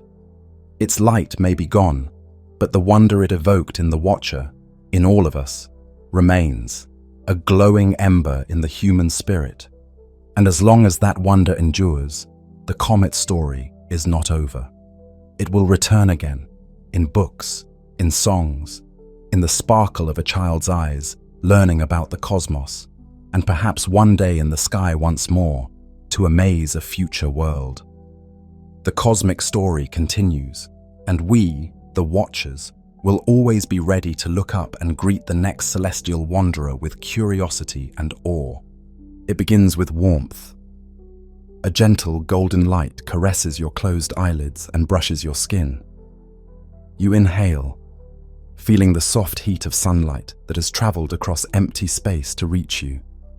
In this quiet moment, the sunlight feels almost alive, a tender presence on a cool morning. You might take it for granted, this glow on your face, but it is the gift of an immense power.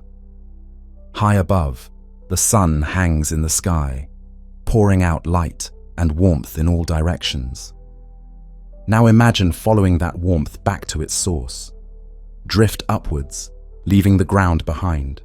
The light grows brighter.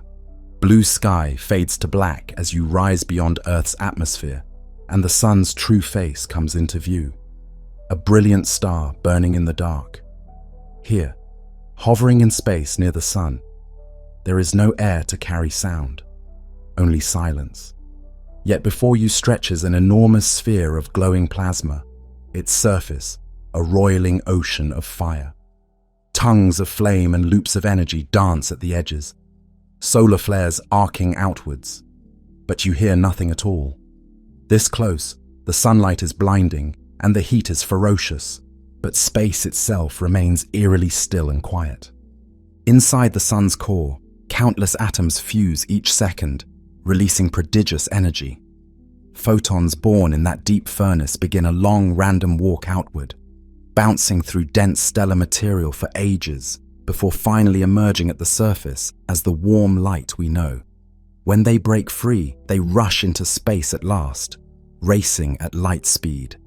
Only about 8 minutes later, some will kiss a human face on a distant blue planet. But here at the source, you float in the glow of creation itself. The sun's surface seethes with granules and magnetic storms, yet from a few million miles away, it looks tranquil, a perfect bright orb hanging in the void. A crown of wispy solar corona surrounds it, visible as a faint halo. Fine streams of charged particles, the solar wind, flow outward, but you cannot see them. Only feel their faint whisper, if you could hold out a hand.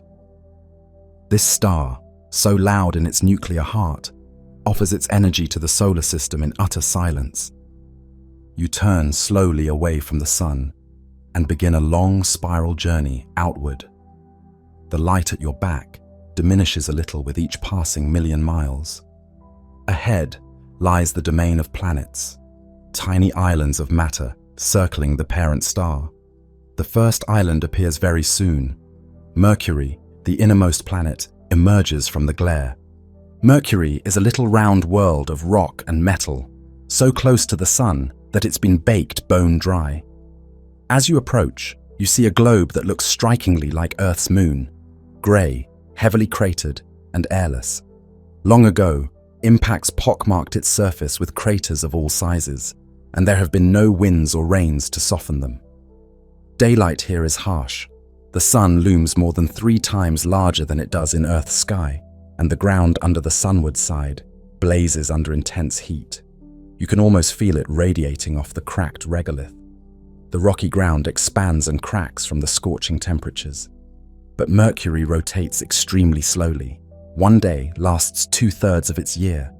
So one side broils in endless daylight, while the other side, long without sun, cools to frigid darkness. In the black sky above the sunlit surface, the stars are visible even at noon, because there is no atmosphere to hide them. If you could stand on Mercury at midday, the sun's fierce light would pour down from a pitch-black heavens. And when night finally falls many Earth days later, it brings a cold more intense than any winter, freezing the ground solid as the heat radiates away into space unimpeded. As you drift low over Mercury's surface, you notice bright streaks around some craters, rays of ejected dust from ancient impacts. You also see great curving cliffs, hundreds of miles long, that cut across craters and plains. These scarps formed as Mercury's interior cooled and shrank, wrinkling the surface like a dried apple. Mercury is astonishingly dense for its size.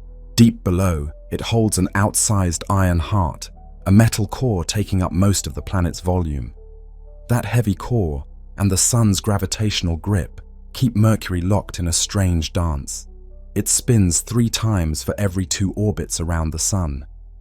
In Mercury's polar recesses, where the sun's rays never quite reach, there are deposits of water ice hidden in eternal shadow inside craters.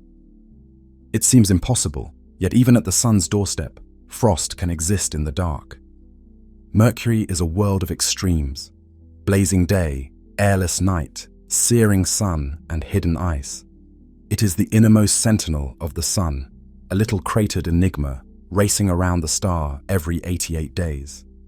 You leave Mercury behind, a tiny scorched globe receding into the brilliance, and journey outward to the next planet. As the sun's glare lessens a bit more, a pale yellow-white beacon appears ahead: Venus. From a distance, Venus is breathtaking, a perfect pearl of a planet, swathed in thick white clouds that reflect sunlight brilliantly. It outshines everything in the night sky, but the moon, a lovely evening star. Yet that beauty hides a deadly secret. Dropping down toward Venus, you penetrate its cloud layer and enter a smothering world of golden twilight. The atmosphere here is a dense broth of carbon dioxide with clouds of caustic sulfuric acid droplets. The further you descend, the darker and more orange the light becomes, tinted by the thick haze. Venus's clouds form an ever-present global blanket, so the surface knows nothing of stars or blue sky. Only a dim, diffuse illumination under eternal overcast. Deeper and deeper you go, and the pressure mounts. At the surface, the atmosphere presses down at 90 times the pressure of Earth's, like being 900 meters under the ocean. The air is a supercritical fluid, almost syrupy in its density. Here, a human would be crushed instantly. And the heat is astonishing. The temperature near the ground is hot enough to melt lead and zinc. The rocks themselves glow faintly dull red from the furnace-like environment. There is no water. Any that Venus once had boiled away eons ago in a runaway greenhouse inferno. In the dim light, you make out a barren landscape. Rolling plains of volcanic rock. Sharp-edged stones under an orange sky. The terrain is strangely quiet and still. No rain ever falls. No wind stirs at ground level. The air is too heavy. Only far above, At the cloud tops, do high winds race around the planet, shrouding it in fast-moving storms that never touch the hellish ground below. Volcanoes dot the surface, some enormous shield volcanoes bigger than any on Earth. Much of Venus appears to be covered in vast basaltic plains from ancient eruptions. In some places you see fields of strange domes and arachnoid patterns, volcanic landforms crushed and contorted by the intense pressures. The ground shows evidence of past lava flows and perhaps current volcanism, fresh-looking basalt, and signs that the planet may still be geologically alive. But if volcanoes erupt here, they do so in utter secrecy beneath the perpetual cloud deck, their red glow absorbed by the choking haze. The heat on Venus is unrelenting and nearly uniform across the planet, day or night. Venus turns so slowly on its axis, it takes longer to rotate once than to orbit the Sun, that a single Venusian day lasts almost 4 Earth months. But the thick atmosphere evens out the temperatures, carrying warmth to the night side. It is a world in slow motion, skies forever darkened by cloud, surface baking in constant dusk. For billions of years, Venus has known no relief from this self-made purgatory. Long ago, perhaps, it might have had shallow seas and milder air before something went terribly wrong. Now it stands as Earth's twisted sister, nearly the same size and composition as our home, yet completely inhospitable, a vision of a greenhouse nightmare. The only hints of anything gentle are far above, about 50 kilometers up. In the upper cloud layers, the temperature and pressure are nearly Earth-like. High in those clouds, strange streaks and patterns have been observed, perhaps just chemistry and droplets. But some have speculated about airborne microbial life surviving in the temperate heights, living in acid droplet clouds. It remains only a tantalizing idea. Leaving Venus, you ascend back through thick orange clouds that thin to bright white and finally break into clear space above. The planet's shining veil closes beneath you, hiding that toxic surface once more. You are glad to leave the crushing pressure and stinging acid behind. Out here above the clouds, Venus looks serene again. It is hard to imagine the inferno lurking below that placid cover. With a silent farewell to the morning star, you journey onward. The sunlight now is gentler, more golden, as you approach the orbit of Earth. Soon, a jewel appears in the blackness, a blue marble adorned with swirls of white. Our home, Earth, reveals itself in full sunlit glory, a sight to fill the heart with wonder. From space, Earth is a vision of vibrant color, deep sapphire oceans, bright tan deserts, verdant green-brown landmasses, and above them, swirling white cloud formations. A delicate film of atmosphere encircles the planet as a thin, glowing blue rim at the horizon. Compared to the harsh, airless moon or the choking blanket of Venus, Earth's atmosphere is a tender and life-sustaining mix, just thick enough to spread warmth and allow weather, transparent enough to let sunlight nurture the surface below. You descend toward the Earth, and as you slip into the atmosphere, you feel the first tug of aerodynamics, hear the faint whistle of wind. Thin, high air grows to a breathable breeze. Puffy white clouds drift below, casting soft shadows on the oceans. You pass through a layer of wispy cirrus and emerge over a vast expanse of ocean. Sunlight dances on waves that roll and break in white foam. The air is sweet and carries the scent of salt and living things. Seabirds wheel and cry beneath you as you skim just above the waters. Unlike any other planet in our solar system, Earth's surface is mostly liquid, an ocean world where life began in warm primordial seas. The blue expanse seems endless and calming. Moving over a coastline, you see green forests hugging the shores and brown mountains further inland, capped with snow. Rivers sparkle in the sunlight, winding from highlands down to estuaries, carving valleys over eons. In the forests and plains, every patch of Earth is alive, a tapestry of life forms in every shape, each contributing to the grand harmony of the biosphere. You sense activity and energy everywhere. The flutter of leaves in the breeze, the chirp of insects, the distant roar of a waterfall, perhaps even the murmur of human civilization if you listen closely. Faint hints of voices or engines far below, nearly lost in the vastness. Earth is alive both geologically and biologically. Its crust continually renews itself through plate tectonics. Continents drift imperceptibly, colliding to thrust up mountain ranges and pulling apart to create new ocean floor. Volcanoes occasionally pierce the surface, bringing up nutrients from Earth's depths, and earthquakes remind us that our planet's skin is restless. And Earth is alive in another sense. It hosts a biosphere that has transformed the air and land. Green plants inhale carbon dioxide and exhale oxygen. Animals do the opposite. Life and Earth dance together, each shaping the other. The atmosphere you breathe, rich in oxygen and balanced with nitrogen, exists only because countless tiny organisms in the ancient seas produced oxygen as a waste gas over billions of years. Now forests and phytoplankton maintain that balance. The result is air that allows both intense activity and gentle breezes, clouds and rain, climate and seasons.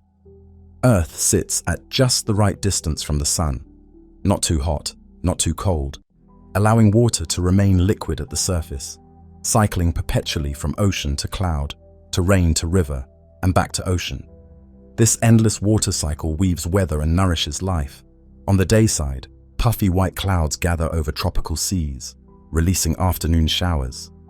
In the night, thunderstorms flicker over equatorial lands, illuminating clouds from within with lightning's glow. Polar auroras shimmer occasionally at the highest latitudes, painting the sky with silent curtains of green and red light when solar particles strike Earth's magnetic field.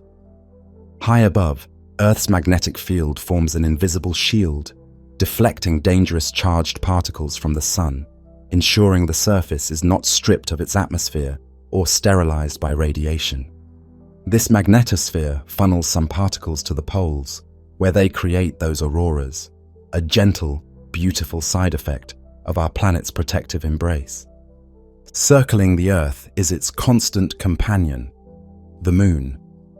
As you move around to Earth's night side, lit now only by starlight and the silver glow of the Moon, you gaze up from an earthly hillside at the lunar disk.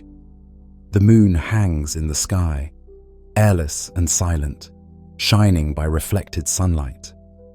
This grey orb has been a beacon for humans for as long as we have existed, its phases marking the passage of months, its gravitational pull quietly stirring our ocean tides. You decide to visit our Moon, rising off the Earth's surface once more and gliding toward that familiar cratered globe. In hours you arrive, settling down onto a vast lunar plain. The scene is otherworldly. The ground is covered in fine charcoal-colored dust, undisturbed save for ancient meteorite craters and, in certain spots, the faint tracks left by human explorers. Here on the Moon, the sky is pure black even when the sun is up. The harsh sunlight casts inky shadows among the rocks. You notice footprints pressed into the powdery soil, footprints left by Apollo astronauts half a century ago. They look as fresh as if made this morning. With no atmosphere here, there is no wind or rain to ever erase them. They could remain for millions of years, silent testimony to humanity's reach. The Moon's landscape is starkly beautiful in its simplicity. Rolling plains of solidified lava called Maria, lighter highlands densely cratered by impacts, and the pitch-black shadows inside deep craters near the poles where sunlight never shines.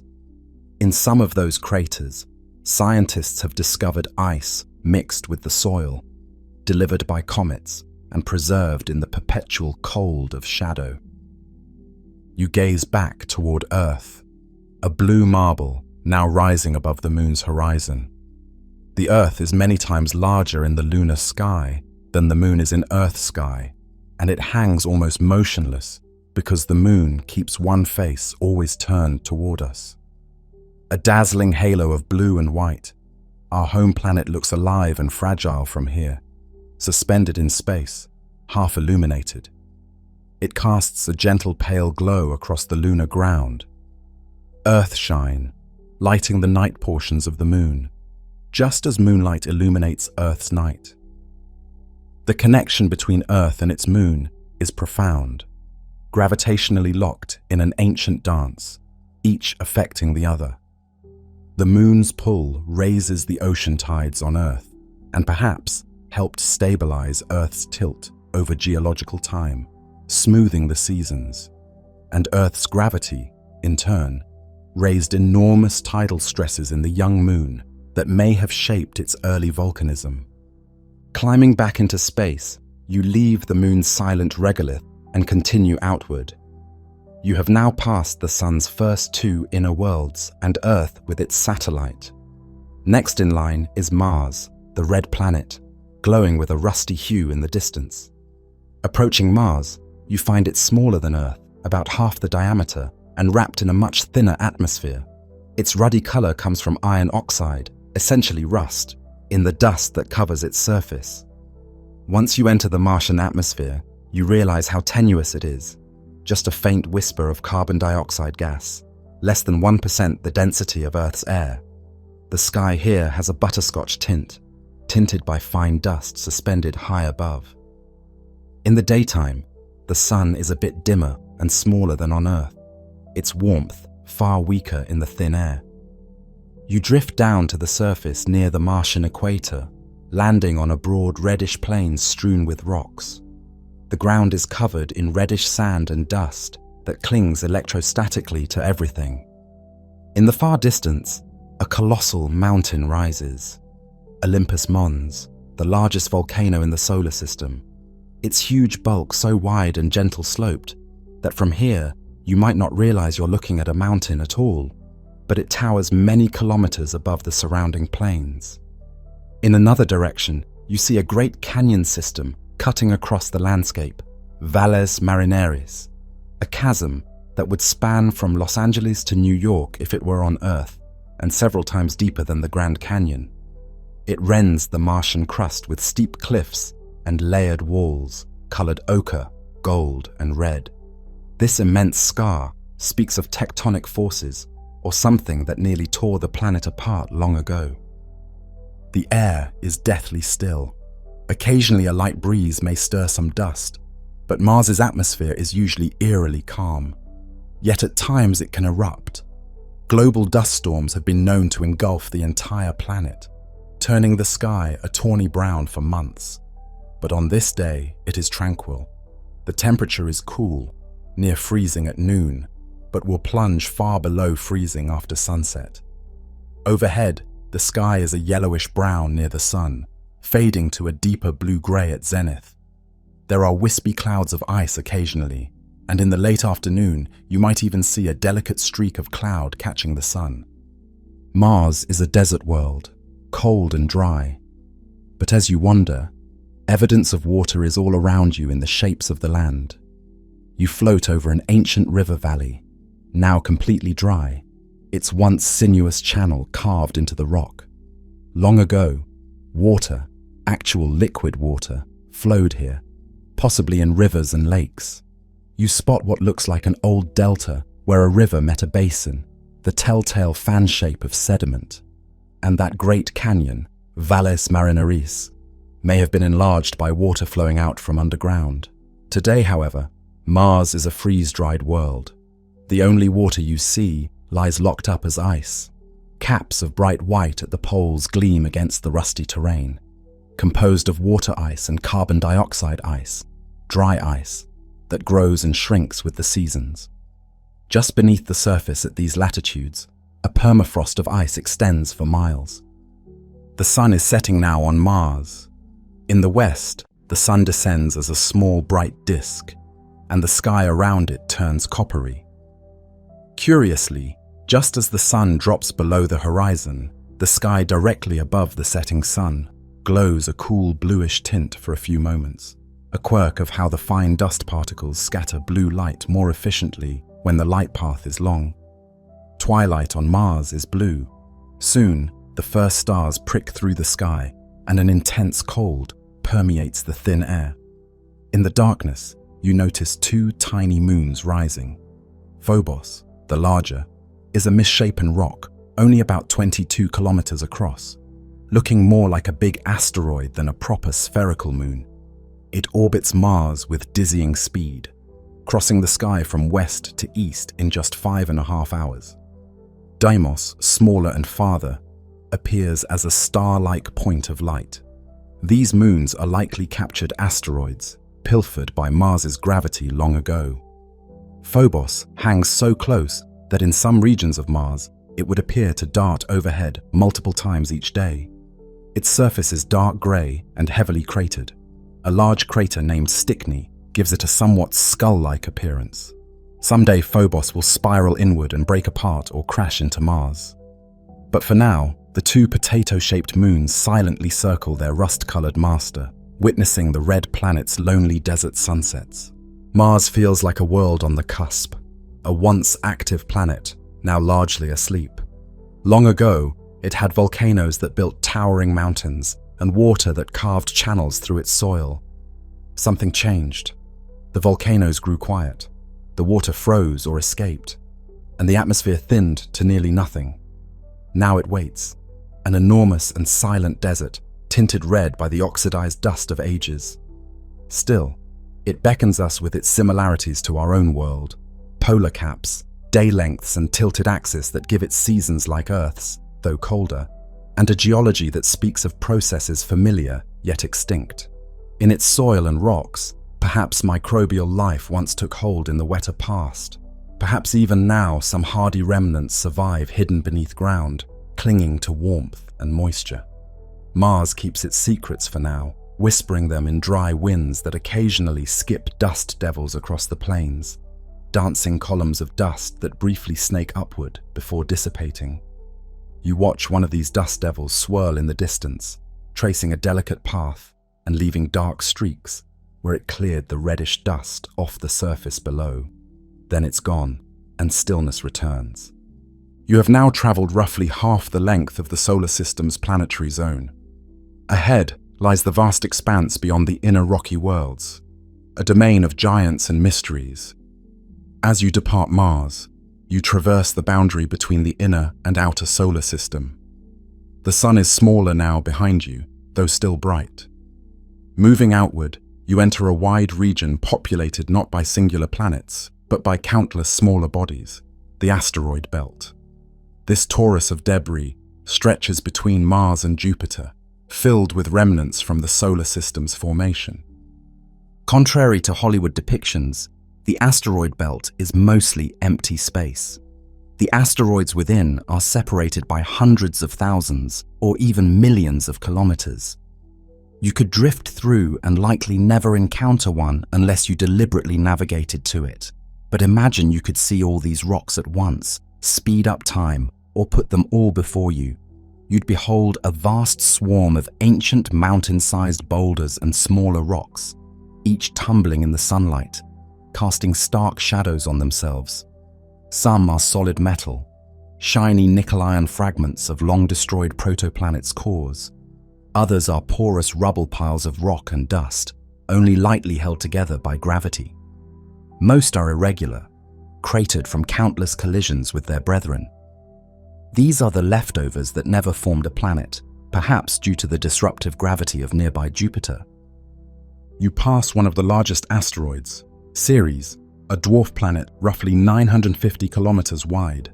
From a distance, it looks almost spherical, a dull grey world with bright salty white patches gleaming within some craters. Those bright spots mark places where briny water or slush oozed up from Ceres's interior and deposited reflective salts upon evaporating, evidence that even this small body has or had a subsurface ocean, or at least pockets of liquid in its past. Ceres is a gentle world with a light gravity. Long ago, it may have been warm enough inside to differentiate into layers. Today it's cold, but still may hide slushy mud or ice deep down. As you glide low over one bright crater named Decatur, you see the ghostly shimmer of those salt deposits. remnants of cryovolcanism that happened within the last few million years, nearly yesterday on geological timescales. Ceres, quiet now, hints at activity not so very long ago. Farther on, you pass by an oddly angular rock. It's Vesta, another giant asteroid, with a huge gouge at its south pole from a titanic impact. That impact blasted out enormous quantities of debris. In fact, many meteorites that fall on Earth are pieces of Vesta, identified by their unique mineral signature. Vesta's surface is a patchwork of light and dark areas, ancient basaltic lava plains and brighter highlands. It almost became a planet. It has a core and mantle like one, but it never grew quite large enough. Scattered through the asteroid belt are countless smaller bodies, like little Ida with its tiny moon dactyl or metallic Psyche, shining faintly as it tumbles end over end. Occasionally, two asteroids have collided and shattered, and you see their fragments following similar orbits, family groupings of rubble slowly dispersing over eons. In this region, the echoes of creation and destruction linger on every scarred surface. It's serene now, but the belt's history is violent. The asteroids we see are the survivors of an early era of frequent collisions. Even today, once in a while, asteroids still collide, and the impact sends out showers of debris. Some of that debris might eventually wander inward as meteoroids and sometimes reach Earth, flaring as shooting stars or meteorites on the ground. Coasting outward through the asteroid belt, the sun continues to shrink behind you. The inner planets are now tiny dots lost in a brilliant solar glare. Ahead, an entirely different kind of planet awaits, the first of the gas giants.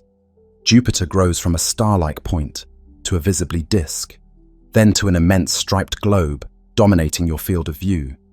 You have arrived at the king of planets. Jupiter is staggering in its size. Over 11 Earths could be lined up across its face. As you come alongside it, you feel dwarfing humility before this banded colossus. Its upper atmosphere is patterned with broad bands of white, ochre, and reddish-brown wrapping around the planet. These are rows of clouds driven by powerful winds that roar east-west at hundreds of kilometers per hour in opposite directions for adjacent bands. The lighter bands, called zones, are higher clouds of ammonia ice, while the darker belts are deeper layers where other chemicals give ruddy and yellow hues. The boundaries between belts and zones are turbulent, with eddies and swirls where the opposing winds shear against each other. One feature stands out especially on Jupiter's canvas: the Great Red Spot, a titanic storm twice as wide as Earth. This oval tempest has been churning in Jupiter's southern hemisphere for at least 350 years, since humans first observed it through telescopes, and likely far longer. Within its brick red oval, winds howl counterclockwise around a high-pressure center, and ammonia clouds pile high. It is a cyclone of enormous proportions, its outer edges flaked by smaller vortices. As you hover above it, you see the spot's color has softened to a coral or peach tone nowadays, and it has shrunk somewhat compared to historical records. But it is still a vast, persistent hurricane beyond any earthly scale. We could drop our whole planet into it with room to spare. Lightning crackles elsewhere on Jupiter too. Near the poles, bright white thunderstorms erupt from deep water cloud layers, occasionally illuminating the cloud tops with brief flashes. Jupiter's atmosphere is dynamic and alive with activity, a ceaselessly roiling artwork of fluid physics. There is no solid ground for you to land on here. Jupiter is likely composed mostly of hydrogen and helium gas, with increasing pressure and density as you go down. If you descended through those clouds, the atmosphere would thicken into a hot soup, eventually into a fluid state, and deeper still perhaps into metallic hydrogen that conducts electricity like a metal. Far below that, somewhere in the crushing depths, may lie a dense core of rock and ice perhaps, but no human-made probe could survive long enough to reach it. Instead, you remain high in the atmosphere, skimming along the cloud tops at a safe distance. The view is magnificent. It's like floating above an unending cloud ocean, with rolling formations and whirls the size of continents. Long, snaking cloud bands trail around, and small oval storms, white or brown, dot the belts, each one a cyclone or anticyclone. High-altitude haze in places casts shadows on lower cloud decks. Over the poles, which were unseen by any human until recently, you would find swirling clusters of cyclones arranged in geometric patterns. Immense polar vortices, with unexpected symmetry, quietly rotating in the dim sunlight at high latitude. Jupiter is more than just a planet. It's almost a miniature solar system of its own. Circling around it are dozens upon dozens of moons, a retinue of diverse worlds bound by Jupiter's mighty gravity. 4 of those moons are so large and intriguing that they draw nearly as much interest as the planet itself. If you drift outward a bit to a vantage where you can see Jupiter's entire system, the 4 Galilean moons line up like tiny disks orbiting in the plane of Jupiter's equator. Innermost is Io, a moon about the size of our moon, but painted in vivid mottled yellows, oranges, and black. Io is the most volcanically active body in the solar system. As you approach Io, you notice strange blotches and sulfurous colors on its surface. Those are volcano calderas and deposits of sulfur compounds. Suddenly, on the terminator, the line between day and night, you catch sight of a towering plume, a volcanic eruption in progress. A fountain of sulfur dioxide gas and dust is blasting out of Io's surface, arcing high into space to an altitude of several hundred kilometers before the frost of space causes it to snow back down. Io's gravity is low, so these plumes form umbrella-like canopies, like giant blooming flowers of smoke. The moon's entire surface is constantly repaved by lava flows. Lakes of molten sulfur glow red in the dark, and fresh lava plains cool to dark crusts. Io's intense volcanism is powered by Jupiter's relentless tidal grip. The giant planet's gravity flexes Io's interior as the moon orbits, generating heat by friction and melting Io's insides. No impact craters are visible on Io. Any that form are quickly buried under new volcanic deposits. The air is extremely thin, just a wisp of sulfur dioxide, but enough to freeze at night and form a faint transient atmosphere by day. Io is a tortured world of fire and brimstone, literally a moon on fire under Jupiter's gaze. Next out is Europa, only slightly smaller than our moon. Europa's surface is strikingly smooth and bright, crisscrossed by long reddish-brown streaks like cracks on an eggshell. That analogy isn't far off. Europa is encased in a shell of water ice, perhaps 20 kilometers thick, and beneath that ice lies a global ocean of liquid water. It's hard to believe at first. You stand on a world so cold that ice is rock, yet beneath your feet is likely a deep saltwater sea kept liquid by tidal heating from Jupiter's pull.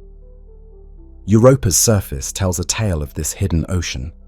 The network of streaks and cracks suggests that the ice crust is continually fractured and shifted by tides, and occasionally water or slush wells up through the cracks to resurface the moon. Hardly any craters mar Europa's surface, implying it is young and continuously renewed. At a few spots, you see what might be small plumes, geysers of water vapor, venting into space through fissures in the ice, evidence that sometimes the ocean below can communicate with the vacuum above. The sunlight here is weak, and the surface is bitterly cold, around 160 degrees Celsius. But the ocean below, sealed under the ice, might be a comfortable temperature, and likely completely dark, except perhaps for faint glow from any hydrothermal vents on the ocean floor. Yes, deep down, at Europa's rocky core ocean interface, tidal heating may drive undersea volcanoes or hot springs, providing chemical energy and warmth.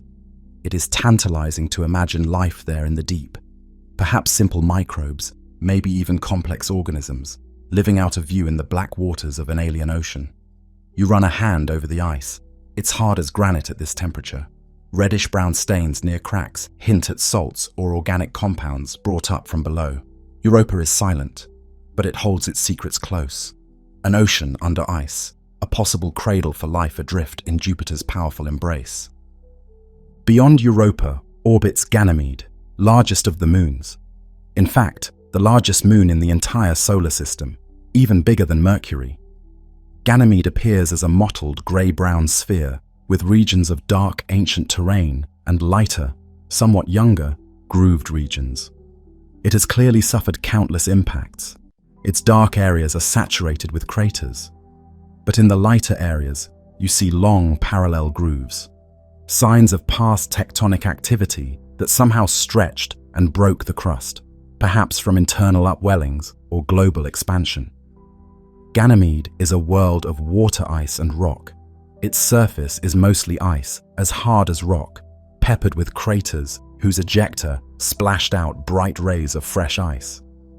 Like Europa, Ganymede too is believed to hide a subsurface ocean, though deeper below, a thicker crust of ice. And remarkably, Ganymede has its own magnetic field, the only moon known to have one, indicating it likely has a molten iron or iron sulfide core, creating a dynamo like Earth's. As you pass through Ganymede's vicinity, you might feel a slight tug and wobble in Jupiter's magnetic field, evidence of Ganymede's magnetic bubble embedded within the giant planet's magnetosphere. On Ganymede's surface, if you stood there, Jupiter would loom huge in the sky, many dozens of times larger in apparent size than our moon looks from Earth. Its banded face would be visible if the side of Ganymede you're on is facing Jupiter, perhaps with the great red spot discernible as a reddish oval. The sunlight here, 5 times weaker than at Earth, still provides ample daylight on the ice. At night, the sky is dark and full of stars, and Jupiter would be an awesome, softly glowing presence, lighting Ganymede's ground in a dim twilight whenever it hangs above the horizon. Farther out lies Callisto, the most distant of the Galilean moons. Callisto is a world that appears ancient, almost primordial, with a densely cratered crust of ice and rock that seems never to have been reworked by internal forces. Its entire surface is covered in overlapping craters upon craters, so densely packed that new impacts must obliterate old ones. The largest impact basins have concentric rings like ripples frozen in time, Valhalla and Asgard, enormous bullseye patterns from titanic collisions in the far past. Callisto's surface glints with countless tiny bright spots against a darker background. The bright spots are relatively fresh ice exposed by impacts, contrasting with the darker, dustier surrounding terrain that has been weathered by eons of micrometeorite bombardment and radiation from Jupiter. Beneath Callisto's heavily cratered crust, there may also lurk a hidden ocean, according to magnetic data from spacecraft. Even this seemingly inert moon might hold a liquid water layer deep below, sandwiched between ice layers. If so, it is likely heavily mixed with salts and ammonia, and perhaps it never interacts with the surface. Callisto does not exhibit signs of geological activity. It appears to be a relic from the early solar system, its face virtually unchanged for 4 billion years. Drifting above Callisto, you reflect that this moon is like a museum piece, preserving the record of the heavy bombardment epoch in the solar system's youth, unlike its sibling moons which have erased or repainted their surfaces through internal activity. Leaving Callisto, you have sampled the 4 great moons of Jupiter, fire, ice, and 2 shades of twilight between, each distinct, each fascinating. But Jupiter has many more smaller moons too, tiny irregular captured asteroids far out and closer in, a retinue of small inner moons shepherding a thin system of rings. Yes, Jupiter has rings as well, faint, dusty rings, discovered only when spacecraft flew behind the planet and saw sunlight forward scattered. These rings are not like Saturn's broad icy ones. Jupiter's are subtle, made of micrometer dust grains slowly spiraling inward. The dust likely comes from meteoroid impacts on the inner moons like Amalthea and Thebe, each impact kicking up debris that then orbits as a tenuous ring. You might not notice Jupiter's rings unless you catch them at just the right angle with the Sun. Still, they form a gentle band of light hugging the planet's equator, a whisper of structure around the gas giant. Turning away from Jupiter, you venture onward. The sunlight now is much fainter than when you began, only a quarter of its intensity at Earth's orbit. Stars crowd the sky as the ambient glare of the sun lessens, but ahead, another jewel awaits, Saturn, Lord of the Rings. Even from afar, Saturn captivates. Its pale golden globe is encircled by a magnificent system of bright, shining rings that span hundreds of thousands of kilometers. As you approach, the rings resolve into countless individual slabs of ice and rock, all orbiting in a flat plane like a celestial vinyl record. Saturn itself is a gas giant slightly smaller than Jupiter, with a more delicate hue. Bands of butterscotch, cream, and grey slide gently around its atmosphere. Its features are more muted than Jupiter's violent contrasts. But Saturn too has storm systems and high-speed winds. A broad, hazy belt girds its equator, and near its north pole you find a strange geometric wonder, the famous hexagon. It is a six-sided pattern in the cloud tops at the pole, perhaps caused by the peculiar dynamics of a standing wave in the atmosphere. At Saturn's center, unseen below the clouds, lies a smaller core of heavy elements. But like Jupiter, Saturn has no solid surface at its cloud tops, just a gradual transition from gas to fluid. Saturn is less dense than water. In theory, if you had a bathtub big enough, Saturn would float. Yet it is the rings that draw your eye above all. You glide just above the ring plane, skimming the outer edge of the main rings. Stretched out below you is an almost flat expanse of icy particles. Some are grains of dust, others boulders the size of a house. They shine brilliantly in the sun, like countless diamonds on black velvet. The rings are astonishingly thin, in places only tens of meters thick, essentially two-dimensional when seen edge-on, though tens of thousands of kilometers in radial extent. Gently, you dip down into a gap between ring sections. Around you, ice chunks tumble slowly.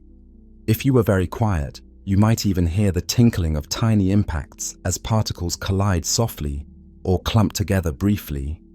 Saturn's rings are mostly pure water ice, which is why they gleam so brightly. They likely formed from the breakup of a moon or comet that wandered too close to Saturn and was torn apart by tidal forces. Now these countless fragments spread out in their orbits, sculpted by gravity into several distinct ring zones, divided by thin gaps. Some gaps, like the Cassini division, are maintained by the gravitational influence of Saturn's moons. Small shepherd moons like Pan and Daphnis carve narrow channels, their gravity herding ring particles and creating sharp edges and waves in the rings. Looking down at Saturn's rings from above is one of the most sublime views in the solar system. You see delicate spiraling density waves, like ripples or grooves in a vinyl record, caused by orbital resonances with moons further out. You see subtle color differences. The B ring is brilliant white, the C ring more dusky and translucent. Sometimes you see fleeting spokes, ghostly radial features that appear and dissipate, perhaps caused by electromagnetic effects, levitating fine particles temporarily above the ring plane. The rings cast a broad shadow on Saturn's cloud tops, a series of dark bands across the planet's face. Conversely, on the night side of Saturn, the rings reflect sunlight and cast a soft illumination, so that Saturn's night side is never completely dark when the rings are in sunlight. Yet for all their glory, Saturn's rings are transient on geological timescales. Already, ring material is slowly raining down onto Saturn, pulled by gravity and dragged by magnetic fields. It's estimated that in another 100 million years or so, the main rings may become thin and eventually vanish, either accreted onto Saturn or dispersed into space. We are lucky to live in an epoch when Saturn wears such magnificent rings. They may be a relatively recent adornment, and one day they will dissipate. But in this moment, As you float among them, they appear timeless and serene, a cosmic masterpiece of natural sculpture. Emerging from the rings, you turn attention to Saturn's family of moons. At least 82 moons circle Saturn, and more continue to be discovered. They range from tiny, irregular chunks a kilometer across to the giant Titan, second largest moon in the solar system. Each moon has its own character. Let us visit a few of the notable ones. First and foremost is Titan. As you approach Titan, you see a hazy orange globe, the only moon in the solar system with a substantial atmosphere. In fact, Titan's atmosphere is thicker than Earth's, made mostly of nitrogen with a touch of methane. It completely hides the surface from visible sight. You descend through this thick orange air, and at around 50 kilometers up, you pass through a layer of methane clouds. A gentle rain of liquid methane might be falling from some of these clouds, not water, which is frozen as hard rock on Titan, but methane, which at Titan's frigid 180 degrees temperature can exist as a liquid. Breaking through the cloud deck, you reach the surface and settle gently onto an open plain near a lake. Yes, Titan has lakes, not of water, but of liquid hydrocarbons. Before you, stretching to the horizon, is a mirror-like expanse of liquid methane and ethane, something like a primordial earthly lake, but under an alien starless sky. The sun here is a feeble yellow point, smothered in haze, so it's a dim twilight at noon. Across the liquid surface, you see the reflection of Saturn's distant glow in the hazy sky above, though if Saturn is above the horizon, it would only appear as a pale light smudge due to Titan's thick atmosphere. Walking on Titan would be strangely pleasant in some ways. The thick atmosphere and low gravity give it a surface pressure similar to Earth's, and gravity only 1/7 of Earth's. You could actually strap on wings and fly in the dense air if you ran and flapped hard enough. But the temperature is unimaginably cold to us, and you'd need a heated suit to survive, not to mention an oxygen supply. The landscape around you on Titan might look surprisingly familiar in form. You see what appear to be river channels carved into the icy ground, leading to this lake, indeed named Kraken Mare. Rounded pebbles of water ice and solid hydrocarbons lie at your feet, smoothed by flowing liquid. There are even gentle waves on the lake's surface when the wind picks up. At the shore, a sludge of organic rich mud, a bit like wet sand made of plastic, squelches underfoot. Titan's atmosphere, laden with smoggy hydrocarbons created by sunlight-driven chemistry high above, deposits a constant drizzle of complex organics onto the surface. Over millions of years, Titan's surface has accumulated a wealth of carbon-rich compounds, the building blocks of possible biology, waiting perhaps for a spark of life. The air has a hint of aroma if you could smell it through a filter, perhaps a tang of hydrocarbons, akin to gasoline mixed with fainter, sweeter notes from other organics. Titan's world is like a deep-freeze laboratory of prebiotic chemistry, possibly reminiscent of early Earth's chemistry, but at cryogenic temperatures and without liquid water. Mountains of rigid water ice, hard as rock, rise in the distance, softly rounded by the thick atmosphere's lack of erosive power beyond the occasional methane rain. A low sun hangs in the perpetual haze. Daytime is a dusky affair, and as night falls, the clouds and haze block any stars. But occasionally, if the sky clears enough or in certain infrared transparency windows, the majestic presence of Saturn might faintly appear, huge and ghostly, occupying a broad region of Titan's sky, a pale source of light far more subdued than our moonlight back on Earth. Lightning is rare on Titan, as the atmosphere lacks strong convection generally, but who knows? Perhaps a rare thunderstorm could flicker in the distance over one of the hydrocarbon seas, briefly illuminating the alien shoreline. Titan quietly reminds us of Earth in mirror form, an active cycle of liquids, but made of methane. A thick atmosphere, weather, lakes, rivers, maybe even cryovolcanoes that erupt cold mixtures of water and ammonia from Titan's interior. It is a dynamic and complex world, all its own, one that could perhaps harbor very strange life that uses liquid methane instead of water. If such life exists, it would metabolize and move in extreme slow motion due to the cold, but it would find Titan a comfortable home. Next, you bid Titan farewell and venture to tiny Enceladus, another of Saturn's remarkable moons. Enceladus is tiny, only about 500 kilometers across, but brilliantly bright. Its surface is fresh, clean ice reflecting almost all the sunlight. As you orbit over Enceladus's southern hemisphere, you witness a breathtaking sight. Multiple geysers of fine icy mist spraying out from long tiger-stripe fissures near the South Pole. Enceladus is literally a cosmic fountain. These plumes are composed of water vapor and microscopic ice particles being vented from its interior ocean out into space. The jets feed a large diffuse ring around Saturn, the E-ring, with their ejected material. You fly through a plume. It's unavoidable, as they shoot hundreds of kilometers up. For a brief moment, your spacecraft's windows accumulate a fine frosting as the water vapor hits and freezes. Sampling the vapor would reveal salty water with organic compounds, essentially bits of the subterranean sea of Enceladus. Beneath the surface of this small moon lies a liquid water ocean sandwiched between the rocky core and icy crust, kept warm by tidal flexing from Saturn and perhaps radioactive decay. The plumes erupt through cracks in the ice, likely on the ocean floor. Hydrothermal vents add heat and minerals to the water, which then travels upward and escapes at the cracks.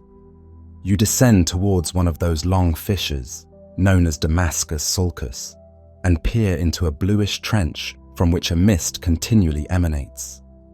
At the edges of the trench, the ground is stained with deposited frost and possibly simple organics from the ocean spray. Surrounding terrain is relatively young, few craters, and marked by curving fractures and ridges. Enceladus's environment is like a natural spa of the solar system. Under its ice, warm water and perhaps life-sustaining chemicals brew and belch out gracefully into space. This moon, tiny as it is, has become one of the prime targets in the search for extraterrestrial life. One can imagine organisms around those hypothesized hydrothermal vents in Enceladus's ocean, feeding on mineral-rich fluids, living in total darkness, but thriving in warmth provided by Saturn's tidal energy. As in Europa's case, we have yet to confirm life, but all ingredients are there. Even in deep space far from the sun, life might find havens where energy and liquid water exist. Enceladus orbits within Saturn's faint E-ring, which it maintains.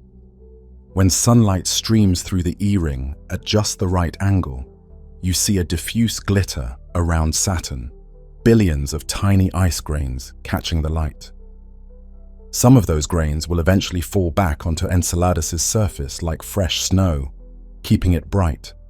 Others escape Saturn's gravity or fall into Saturn eventually. In effect, Enceladus is a little icy comet continuously active around Saturn.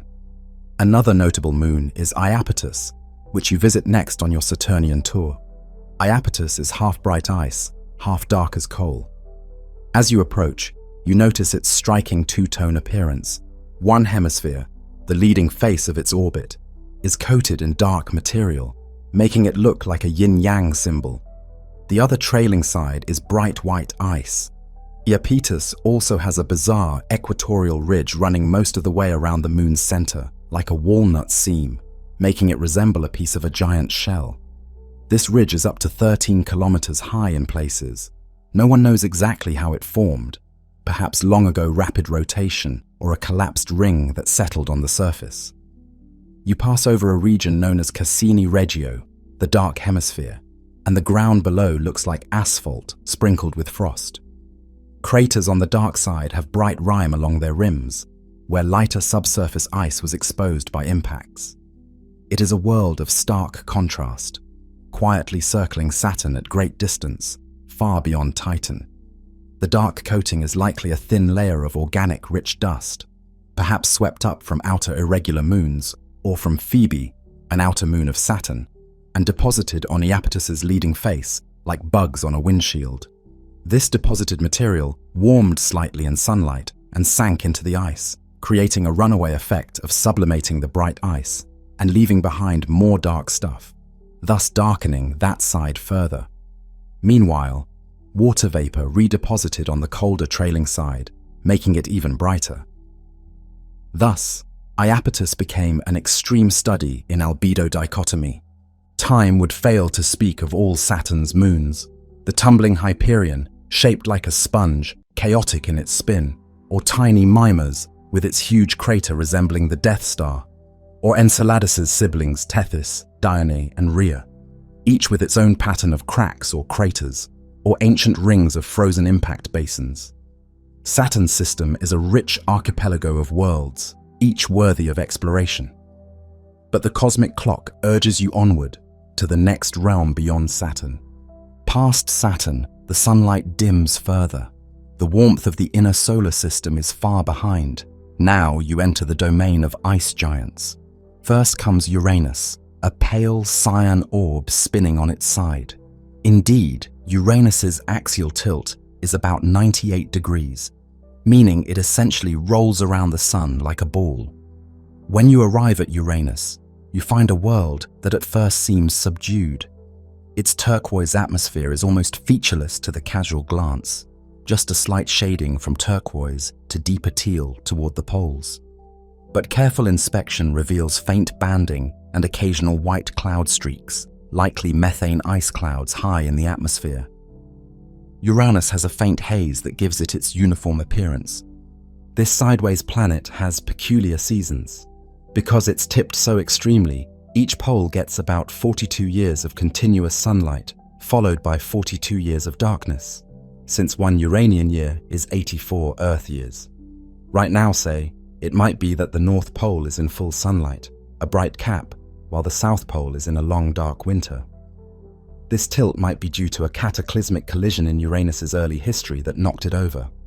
The consequence is extreme but weirdly static seasons. At solstice, one hemisphere bakes, while the other freezes in darkness. However, bake is a relative term here. Even the sunlit pole's atmosphere is frigid, around 200 degrees C, and strangely, Uranus exhibits very little internal heat flow. Unlike its neighbor Neptune or the gas giants, Uranus's interior does not emanate significant extra heat, leaving its atmosphere relatively calm and cold. As you get closer, you notice Uranus is encircled by a set of thin, dark rings. They are much narrower and darker than Saturn's, composed of dark reddish material, likely tholins or radiation-darkened organics on ice. There are about 13 known rings, all quite faint, discovered in 1977 when they occulted a star. They appear as narrow charcoal black hoops around the planet's equator, which is tipped 90 degrees from its orbital plane. So the rings are often seen nearly face-on from the Sun's perspective, alternately showing us their broad face or edge depending on Uranus's position in its orbit. You also spot at least a few small moons embedded among those rings, shepherd moons that keep the ring particles corralled. Uranus has a retinue of at least 27 moons known. The larger ones are intriguing icy worlds themselves: Titania, Oberon, Ariel, Umbriel, and Miranda. Let's briefly visit one or two. Miranda is the smallest of the major moons, but perhaps the strangest. Its surface looks cobbled together from mismatched pieces. Part of it is old, heavily cratered terrain, but then there are bizarre regions that look like no other place, with huge fault canyons up to 20 kilometers deep, chevron patterns of ridges and troughs, and areas that seem almost like they were shattered and reassembled randomly. It's as if Miranda was broken apart by an ancient impact and weakly reformed into a jumbled mosaic. The gravity on Miranda is so low, less than 1% of Earth's, that you could easily hop off a tall cliff and not fear a lethal fall.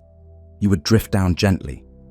In fact, off Miranda's cliffs, one of which, Verona Rupes, is touted as the tallest known cliff in the solar system, about 20 kilometers high, An object could take many minutes to drop to the bottom. Ariel and Umbriel are mid-sized moons, one bright and one dark. Ariel shows many signs of past geologic activity, a network of valleys and smooth plains that suggest internal ice melted and repaved parts of the surface in the past. Umbriel is darker, an old and shadowed world with many craters and a mysterious bright ring on one crater floor like a frosty deposit. Titania, the largest, shows long canyons and faults too, hinting it was once somewhat active. All these Uranian moons orbit in the planet's equatorial plane, which means they too are flipped on their side relative to the Sun. So at solstice, one hemisphere of each moon is in continuous sunlight, and the other in darkness for years, just like Uranus itself. One can imagine bizarre effects of such prolonged day-night cycles on any potential volatile ices, maybe subtle migration of surface frost from the hot pole to the cold one. The environment out here is hushed and dim. Uranus's magnetosphere rotates on its side, resulting in complex interactions with the solar wind. As you depart the Uranian system, you note the aquamarine planet receding, encircled by its thin black rings and tiny spark moons, a silent, tipped-over world doing its slow roll around the Sun. Pressing farther out, you reach Neptune, the outermost known major planet. Neptune is the twin of Uranus in size and composition.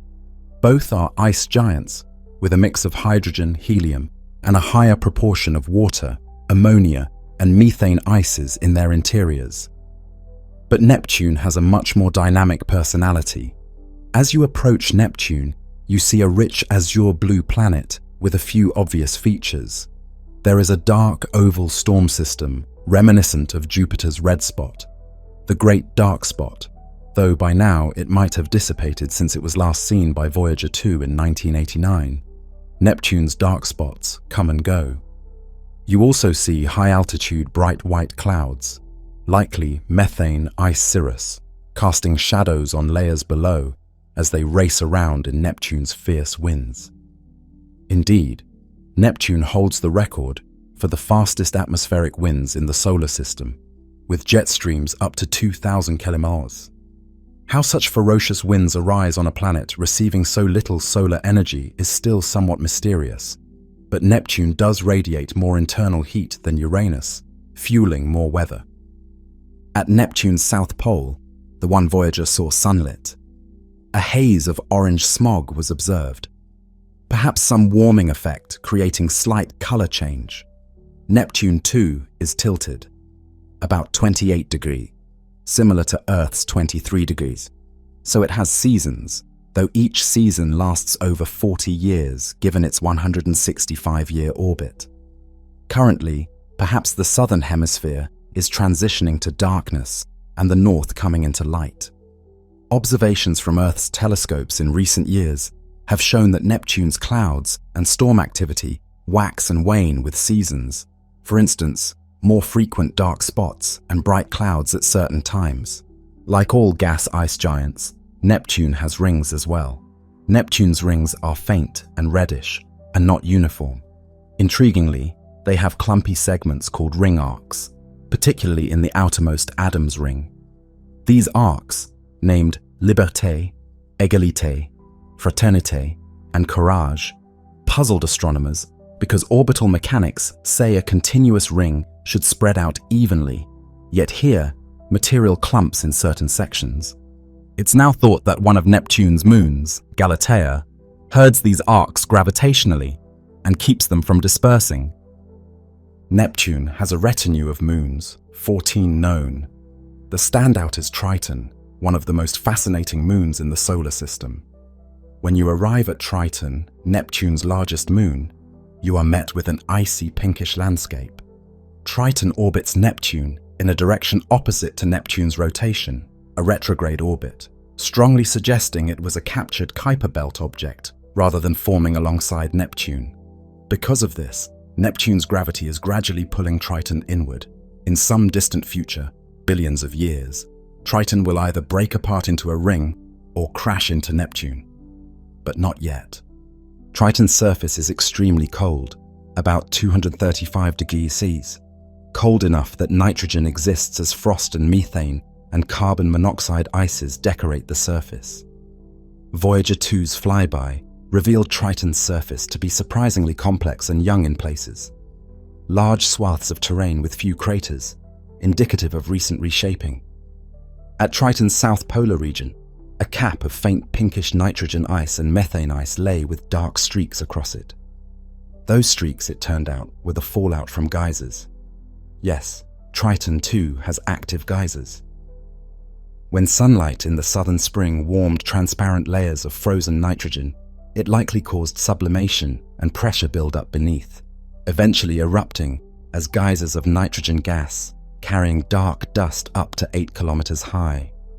The gas then blew downwind, depositing the dust in dark plumes that extended many tens of kilometers.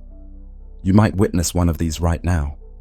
Imagine standing on Triton's endless plain, dubbed the cantaloupe terrain, because its texture looks like a cantaloupe rind, likely due to diapirs or rising blobs of ice causing the surface to deform.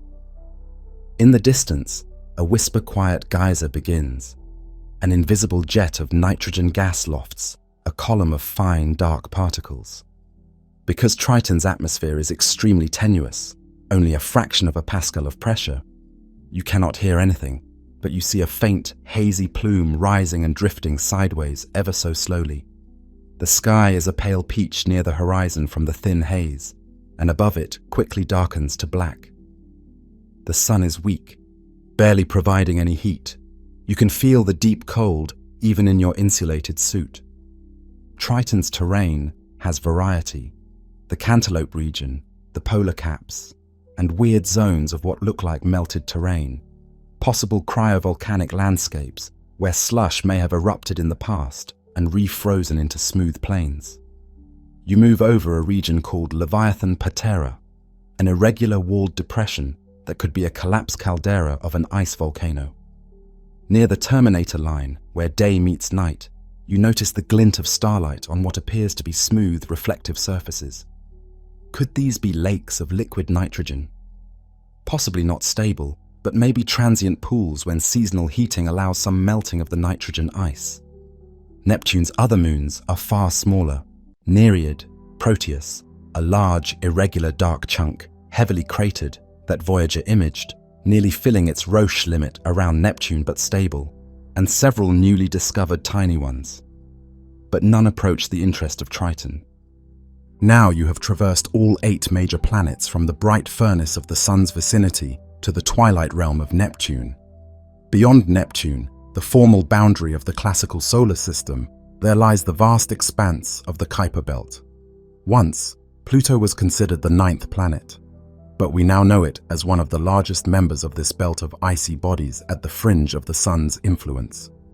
Your journey continues outward, and soon you encounter Pluto, shimmering dimly with a faint beige-white color mottled with darker patches.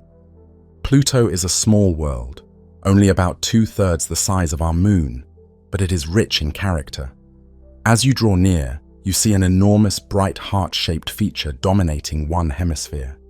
This heart is Tombor Regio, and its western lobe is a vast basin of nitrogen ice called Sputnik Planitia. This frozen plain is unlike anything you've seen. It's a smooth, cream-colored expanse with subtle cellular patterns on it. Those cells are outlines of convection within the nitrogen ice. Yes, the frozen nitrogen here, soft as wax, is slowly churning over eons, like a gigantic lava lamp of frost. This convection constantly renews the surface, erasing craters, so Sputnik Planitia is essentially craterless and very young in appearance. You skim low over it and realize you're flying above a frozen sea of molecular nitrogen. In places, you see pits where nitrogen has sublimed away. In others, where perhaps a recent impact delivered a jolt of heat, the nitrogen might have melted and refrozen. At the edges of the heart-shaped plain, you find towering water ice mountains named Hillary Montes and Norgay Montes. Some peaks reaching 4 to 5 kilometers high, thrusting jaggedly above the plains. Water ice on Pluto is as strong as rock and forms the bedrock that the softer ices, nitrogen, methane, carbon monoxide, overlay. These mountains may be uplifted blocks of water ice or the rims of an ancient impact basin now filled by Sputnik's ice. North of the heart lies a rugged highland of older ice, cut by canyons and dotted with crater depressions. To the east, a vast region of reddish-brown hues called Tartarus dorsa is covered in strange aligned ridges like scales or bark. They call them bladed terrain, likely huge sublimation sculpted cliffs of methane ice, perhaps where volatile ices have preferentially vanished, leaving behind the harder stuff in blade-like formations oriented by sun exposure and wind. On the dark anti-heart side of Pluto lies a large, diffuse, dark region called Cthulhu Macula, a possibly organic-rich expanse, older and heavily cratered in spots, with a draping of dark tholin, complex organic molecules created by UV light acting on methane, giving it a ruddy charcoal color. Sunset on Pluto comes swiftly. The sun is just a brilliant star here, providing twilight-level illumination even at noon. As darkness falls, the sky reveals something wondrous, a soft blue haze around Pluto, surprising for such a small world. This haze is made of layered photochemical smog. Sunlight, even weak, triggers chemical reactions in the thin atmosphere, converting methane into complex hydrocarbons, which then condense into tiny particles, creating a delicate multi-layered haze up to 200 kilometers high. The haze is visible when the sun is low, scattering blue light, giving Pluto's limb a cerulean halo. Through that haze, you might see the pinprick of the sun setting and also another pinpoint shining. That would be Charon, Pluto's largest moon. Charon is half the diameter of Pluto, so big compared to Pluto that the two orbit each other around a point in space between them. One could call Pluto-Charon a double dwarf planet system. They are tidally locked to each other, always showing the same face to one another as they twirl in a 6.4-day dance.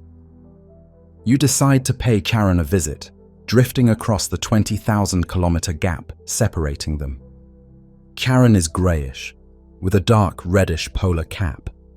A cap that likely comes from gases escaping Pluto and getting trapped and frozen onto Charon's pole during winter, where radiation then chemically alters them into red tholins.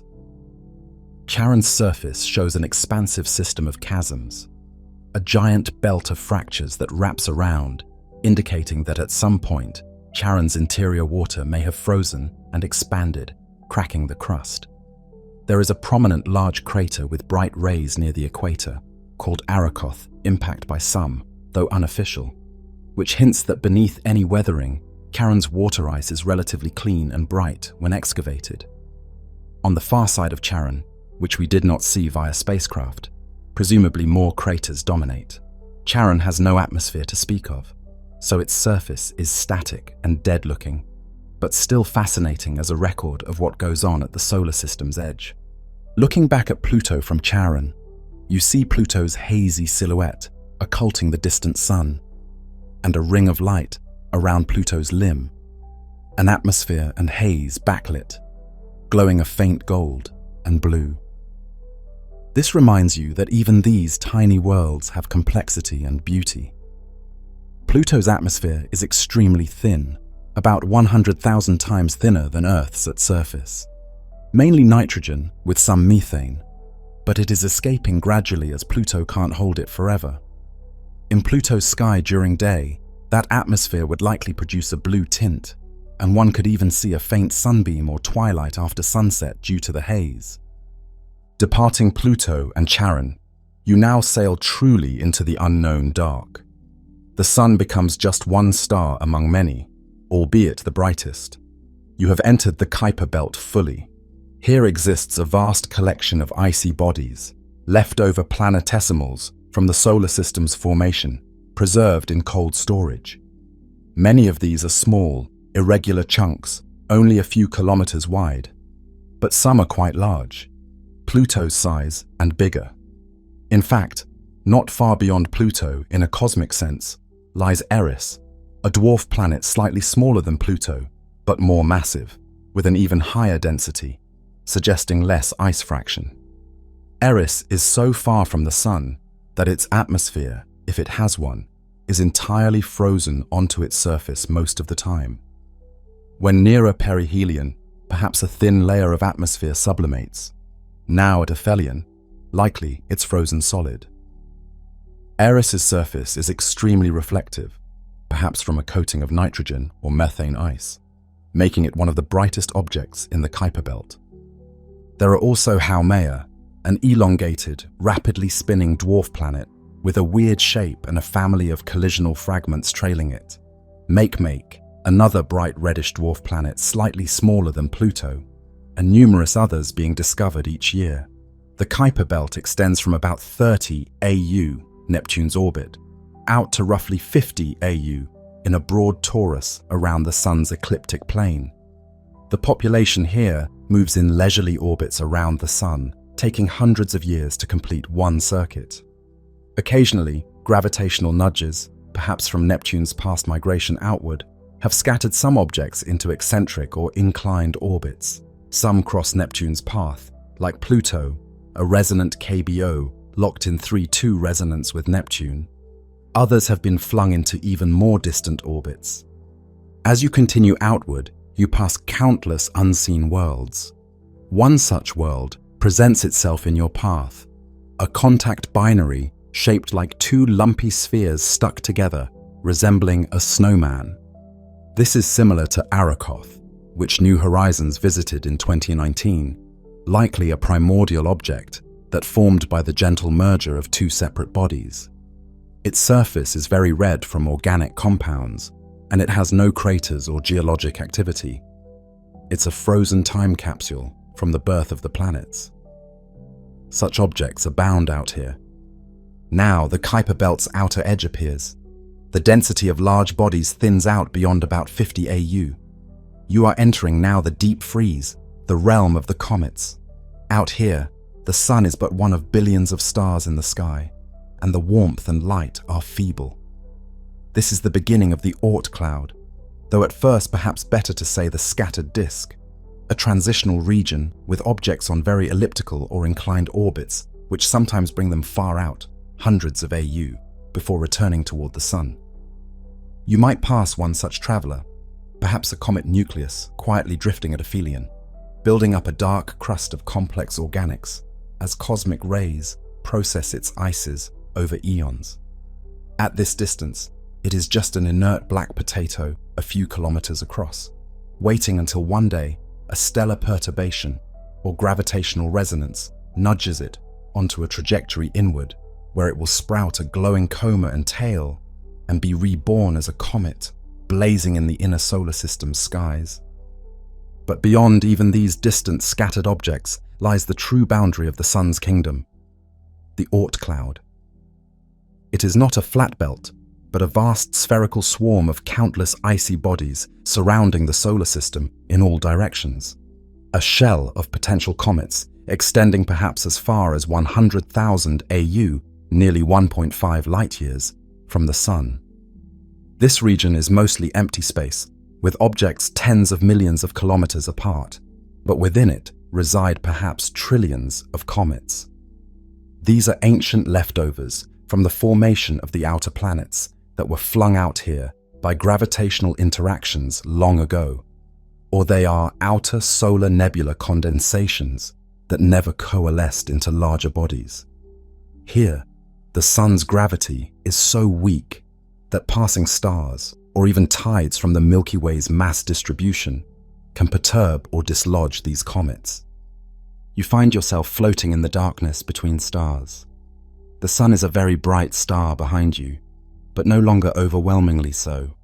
You can even look straight at it without shielding now, as it's barely brighter than Venus as seen from Earth, just a point of intense light. Out here, in the silence and darkness between the stars, as a NASA text once described the Oort cloud, you have reached the threshold of interstellar space. The icy nuclei of comets drift like sleepy moths around a porchlight, as one poetically put it, the porchlight being the distant Sun, now just one star among many. Pick one such Oort cloud object, say, an untouched comet nucleus named perhaps after some catalogue number. It is an irregular body a kilometre or two wide, surface pitch black with some reflectivity, maybe only a few percent. It might have a crust of tar-like organics covering a matrix of ice and dust inside. It has been in deep freeze for 4.5 billion years, nearly unchanged since the time it formed close to the Sun, before being ejected to the fringe. Occasionally, over the millennia, a passing star's gentle tug perturbs its orbit slightly. Most times, it remains bound to the Sun, but sometimes, rarely, such nudges send an Oort cloud body falling inward as a long-period comet. Perhaps one day, this particular one will do so and delight future skywatchers with a bright tail. At the moment, however, here at roughly 30,000 AU from the Sun, you are effectively beyond the heliosphere. In fact, you likely pass the heliopause, where the solar wind's influence yields to the pressure of the interstellar medium, back around 120 AU, a tiny fraction of the distance to the Oort cloud's far edge. That boundary is where Voyager 1 and 2 transitioned into true interstellar space in recent years. Now you are well beyond that, immersed in the sparse interstellar gas of our galaxy. Charged particles from the Sun no longer dominate. Instead, cosmic rays, high-energy particles from distant stellar events, roam freely. Magnetic fields from the galaxy thread through space, only slightly perturbed by the Sun's faraway presence. As you drift still outward, even the Oort cloud becomes tenuous. Eventually, at around perhaps 100,000 to 200,000 AU, about 2 to 3 light-years, the Sun's gravitational grip on comets is at its limits. You are now truly in between the stars. It is dark. Dark beyond any night you experience near Earth, because here no nearby sun lights any sky. Yet, it is not pitch black. Look around. The Milky Way galaxy is a glorious band across the sky, far richer and brighter than from Earth because there is no atmosphere or light pollution. You see the combined glow of billions of distant stars in that band. You also see many individual stars too, brilliant blue-white ones, closer yellow ones, distant red ones. One of those stars, shining with a steady golden light behind you, is the Sun as seen from here. Surrounding it, if you squint, you might just detect a very faint spherical cloud of comets reflecting its light weakly. The Sun's aura of Oort cloud. Take a moment in this deep space to consider scale.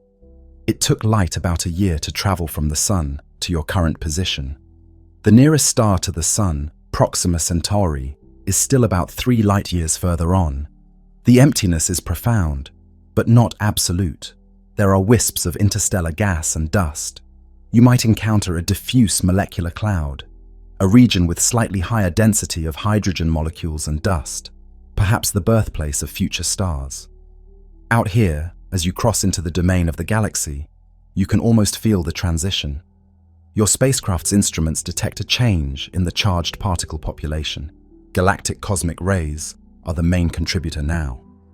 You are now in the interstellar medium, the thin soup of gas, dust, and cosmic rays that fills the space between stars and makes up much of the volume of the galaxy. If your eyes could see in radio or other wavelengths, you might notice the subtle glow of the cosmic microwave background in all directions, or emissions from distant nebula. But visually, it's the stars and the dark that command attention. Now your perspective begins to widen. With the Sun now just another star behind you, you turn your gaze to the Milky Way as a whole. Imagine rising above the plane of the galaxy, which requires magical rapid travel on your part, beyond realistic speeds. But in this thought journey, you can transcend such limits at will. As you gain a bird's-eye view of our galaxy, its structure emerges. A majestic spiral disk with arcing arms of starlight and dark ribbons of dust. The Sun resides in a minor spur between major arms, about 27,000 light-years from the galactic center. From above, you locate the Sun's position, not marked by anything obvious, just one G-type star among billions, currently in a small local arm segment called the Orion Arm or Orion Spur that connects the Sagittarius and Perseus arms. If you mark it mentally, you can trace the Sun's slow orbit around the galactic center, one circuit every 230 million years or so. The galaxy's disk is a flat glowing storm of stars, gas, and dust, roughly 100,000 light-years across. The central region is a swollen bulge of older yellowish stars, within which lies the very hub, a mysterious bright radio source known as Sagittarius A, which is the location of a supermassive black hole around 4 million times the mass of our Sun. You cannot see the black hole directly, unless you have radio or X-ray eyes, but you see the effects. Stars orbiting a seemingly empty point at incredible speeds, and sometimes flares of high-energy radiation as material gets accelerated and swallowed. The center is ringed by a torus of gas and possibly peppered with X-ray binaries and exotic objects near the black hole. If you were to venture there, you would find space severely curved by gravity and the density of stars unbelievably high, a chaotic, energetic environment. Radiating outward from the central bulge are the spiral arms. These arms are not physical arms, like solid appendages, but rather regions of higher density that propagate through the disk, triggering star formation in their wake. As you look at the Milky Way's face, you identify the major arms. The Perseus arm is prominent, sweeping along the outer part of the galaxy. The Scutum Centaurus arm, which passes nearer the center and out. Perhaps two main symmetric arms in a grand design spiral pattern, and some spurs and feathering branches aside, like the Orion Spur, where the Sun is. In the arms, you see blue patches and pink knots. These are hot young stars and glowing nebulae, respectively. Giant molecular clouds in the arms collapse to form new stars, and those newborns, massive hot O and B stars, illuminate the surrounding clouds, H2 regions glowing pink with ionized hydrogen, and shape them with stellar winds. The blue star clusters shine strongly, but briefly before their stars die in supernovae. Indeed, scattered throughout the arms, you also see the remnants of past stellar death, supernova remnants, expanding shells of gas like the Crab Nebula or Vela, emitting tendrils of enriched material back into the interstellar medium. These events seeded heavier elements, carbon, iron, etc., into the galaxy, the very elements that later incorporated into new stars and planets, and into you and me. Between the arms and swirling around, an ethereal mist of diffuse interstellar gas persists. Dark patches in the galactic disk silhouette against the starry backdrop. These are enormous dust clouds blocking visible light. One famous such dust lane splits the Milky Way as seen from Earth, the Great Rift, caused by clouds in the inner arms. But from above, you just see them as dark swathes in the disk. If you had infrared vision, however, the dust becomes more transparent and you see even more myriad stars hidden behind. The whole galaxy rotates. The stars in the disk orbit the center in roughly the same direction. But intriguingly, the rotation curve, how orbital velocity changes with distance, is flat. Stars far out orbit just as fast as those closer in, defying the expectation if only visible matter existed. This was one key clue for the existence of dark matter, an unseen mass component enveloping galaxies. So though you do not see it, you know that the Milky Way is embedded in a vast halo of dark matter, extending well beyond the visible disk and containing perhaps 5 times more mass than all the stars and gas combined. This dark matter neither emits nor absorbs light. It interacts only gravitationally, and perhaps through some other weak forces yet unknown, but it provides the gravitational scaffold that holds the galaxy together and the cosmic web beyond. Beyond the disk and bulge, you find the stellar halo, a sparse spherical distribution of ancient stars, and globular clusters.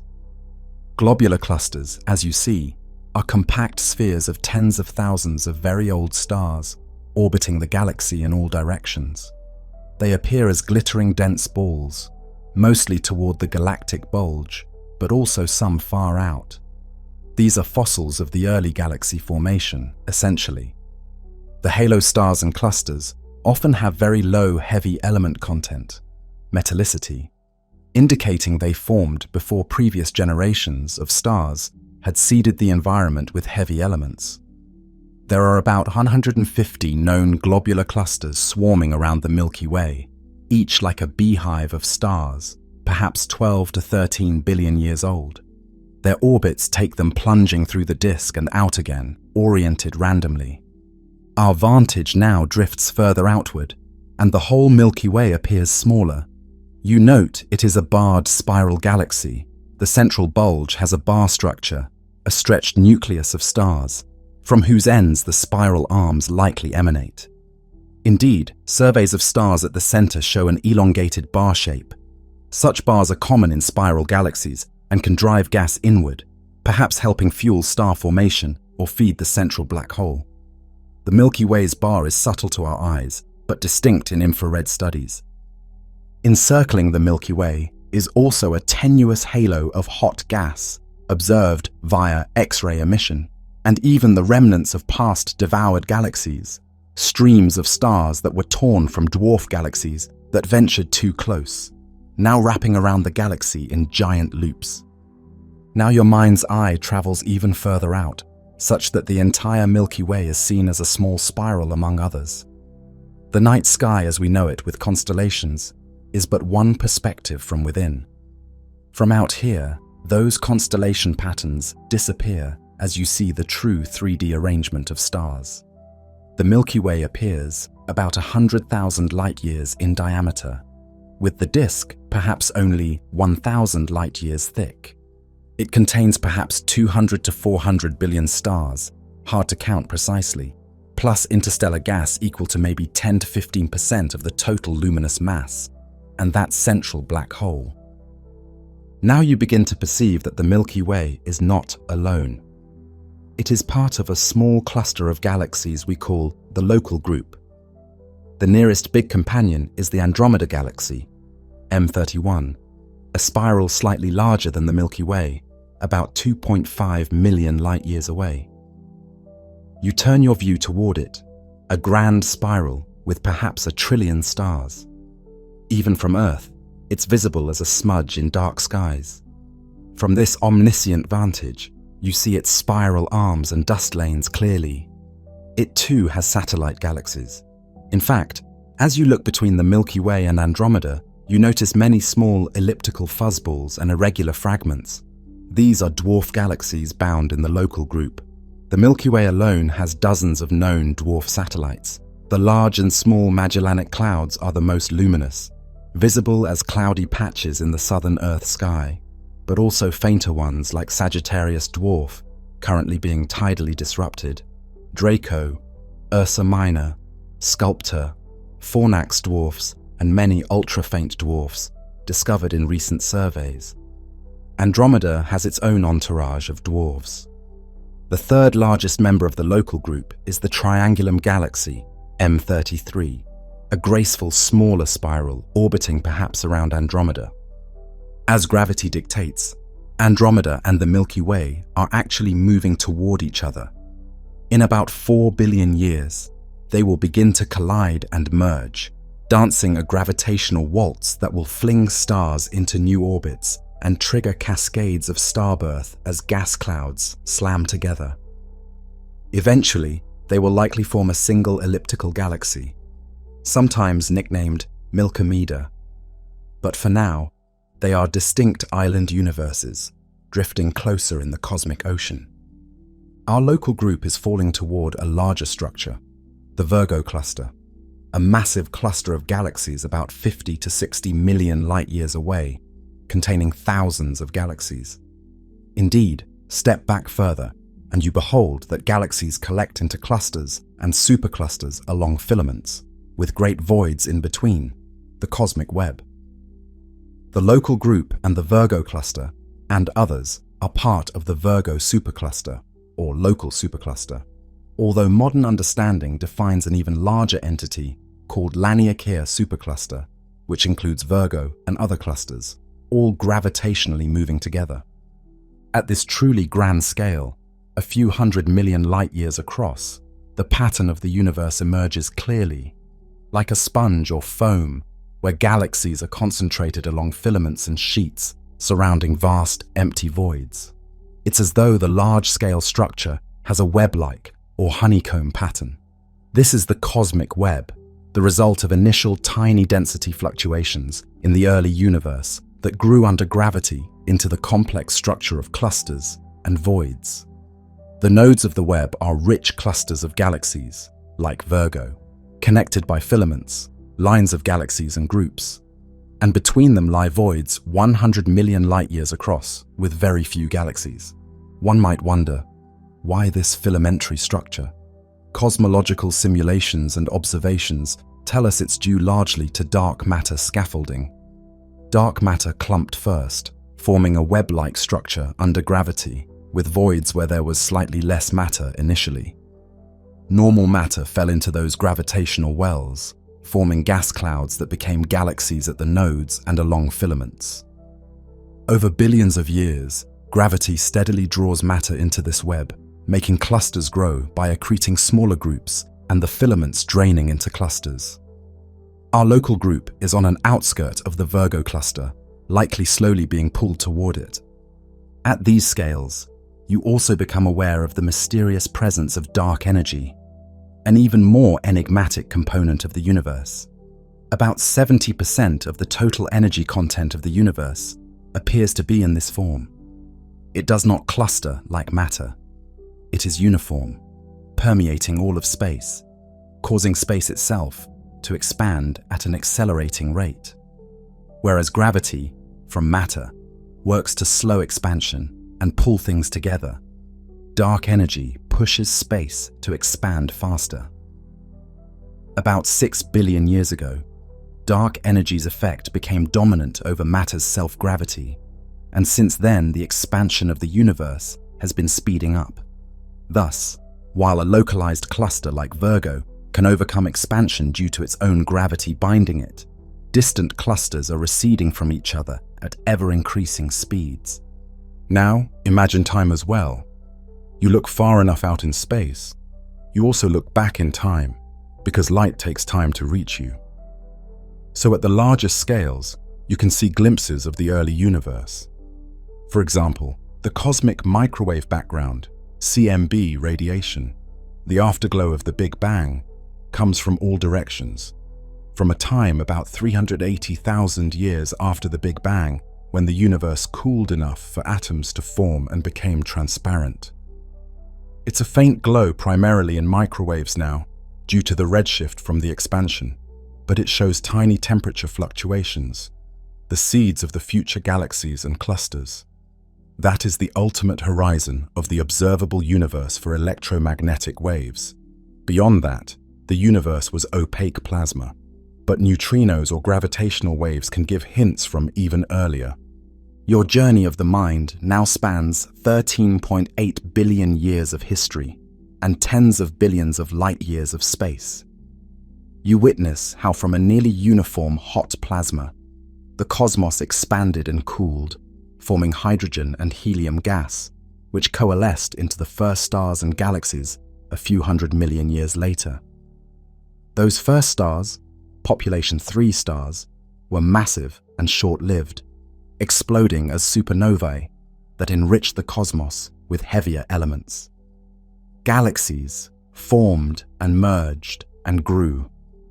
In the centers of many, massive black holes formed early and grew by accreting matter, sometimes shining as quasars that outshone entire galaxies with their brilliance. You could see in extremely distant galaxies, thus early in time, these quasars and proto-galaxies flickering in the cosmic dawn. Over billions of years, galaxies matured into the shapes we see today. Some became ellipticals, often from mergers of spirals. Others remained spirals. Dwarf galaxies aplenty swarmed around bigger ones or drifted lonely in voids. Clusters assembled. Bubble-like voids grew as matter flowed into structures. Now consider that all the while, through the vastness of space and time, the atoms that now make up your body were forged in this cosmic process. The hydrogen in your cells likely formed minutes after the Big Bang. The carbon, oxygen, nitrogen in your body were synthesized in the core of a star that lived and died before our sun was born. The iron in your blood, the calcium in your bones, those came from the violent explosion of a supernova scattering its enriched guts into space. That dust and gas then coalesced 4.6 billion years ago in a swirling disk around the young sun to form Earth and all life's ingredients. The water you drink likely contains hydrogen from the beginning of time and oxygen from long-dead stars, combined on Earth perhaps by chemical processes involving those same elements. Eventually, perhaps inevitably, from this mix of elements on Earth, life emerged, and eventually that life evolved to conscious beings able to ponder their origins. We are such stuff as the stars made, literally stardust brought to life. The space out there is not just black void. It is the matrix from which everything came. From this grand perspective, slowly you make your way back home. Zooming in from intergalactic space, you find the local group, the Milky Way, one of its spiral arms, the Sun, and our pale blue Earth circling it. You see Earth anew, a bright blue oasis amid the darkness, its white clouds swirling in an active dance, its polar caps gleaming, its green-brown continents showing hints of forests and deserts. Sliding down through Earth's comforting atmosphere, you return to where you began, sunlight warming human skin, wind rustling through leaves. Perhaps it's sunrise now. The sun peeks over the horizon, lighting dewdrops on grass into tiny rainbow sparkles. You feel the gentle warmth again on your face. Only now you carry the awareness that this warmth has an ancient, epic journey. From the core of our star where it was born, across the vacuum of space, touching worlds on the way, reflecting off moon and rings, until finally it caressed your cheek. You open your eyes. Above, the morning sky is blue and quiet. The same sun whose fires we skimmed now lights up the clouds in shades of pink and gold. The same earth where life flourishes now lies beneath your feet, solid and nurturing. You realize something profound. The line between us and space is an illusion of perspective. The air you breathe was assembled from atoms gathered across the galaxy. The heat in your body is the stored energy of the sun's rays, captured by plants and passed as food to you. The calcium in your bones was forged in a star's supernova ash. The very concepts of today and yesterday make no sense without the cosmic cycles of Earth's rotation and orbit. You are not separate from the universe. You are a part of its exquisite ongoing story. In this moment of stillness, standing on Earth under the sun's glow, you can feel the unity of it all. The solidity of the ground, the cool whisper of the breeze, the distant glitter of stars that will appear by evening. It's all connected. The space that seems so remote is in fact within you, around you, of you. When you gaze at the night sky, you are looking into your own cosmic past. When you feel the sun's warmth, you are touching a nuclear furnace 150 million kilometers away that gives life to our world. When you drink water, you consume molecules that likely migrated through cometary ice and Earth's primordial oceans over eons. Returning to that gentle, contemplative breath you began with, you understand now that space is not a distant void separate from human existence. It flows through everything. The atoms in your body were scattered across space before coming together here and now. The gravity of the Earth that holds you is the same force that shapes the orbits of planets and the dance of galaxies. The light that lets you see has traveled years or minutes. or seconds through space to reach your eyes. As the day progresses, you carry this awareness with calm wonder. Our planet Earth, with all its busy life, is embedded in the vast cosmos like a small, bright fleck in a great ocean. But we are not adrift or isolated. We are profoundly connected to that ocean. We are made of it. The boundary of atmosphere and space is no boundary at all, merely a gradual thinning of the air. Space is already here. It begins a few dozen kilometers above us and extends outward indefinitely. Earth floats in it, and space even permeates the atoms within us, mostly empty space inside atoms too. The journey outward and back has etched into you a quiet understanding. The universe is not a separate place you visit. It is home. From the sun's warm light on your skin to the elements in your blood, from the moon's pull on the tides to the spark of thought in your brain, powered by chemical energy that ultimately traces back to the sun, you are a miniature universe within the universe, a conscious fragment of the cosmos contemplating itself. Above, the sky has turned a deep daytime blue. Somewhere beyond that blue, planets are orbiting, stars are burning, the galaxy is rotating, and the universe is expanding, all in majestic silence and scale. But here, right now, you feel no disconnect from those faraway happenings. They led inexorably to this moment. And in every moment going forward, the atoms that compose you will someday return to the Earth, perhaps become part of new life, and eventually return to space when Earth itself is engulfed by the sun's red giant phase long in the future. Even that is not an end, but a transformation.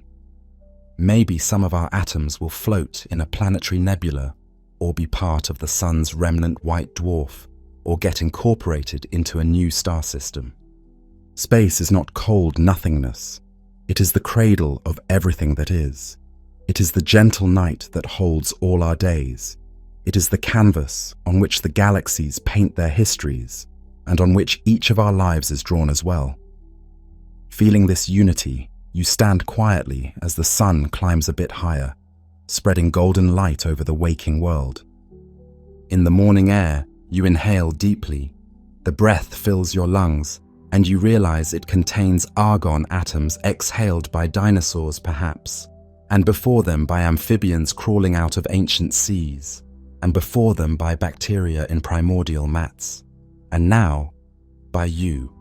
Eventually, those argon atoms, chemically inert, will still be part of Earth's atmosphere when the sun leaves the main sequence. A soft smile forms. You see that nothing is ever truly lost in the universe. It only changes form. The energy that was in the core of a star now powers the beating of your heart. The soul, if you will, of every person is built of the soul of the cosmos. From the sun's serene rising to the stars that will sprinkle the dusk, from the ground underfoot to the faint nebulae in telescopes, it is all one continuous story, one breath, one orbit, one unfolding miracle. The space that surrounds us is also within us. We are the universe, and the universe is us. Space is not separate from us, it is us.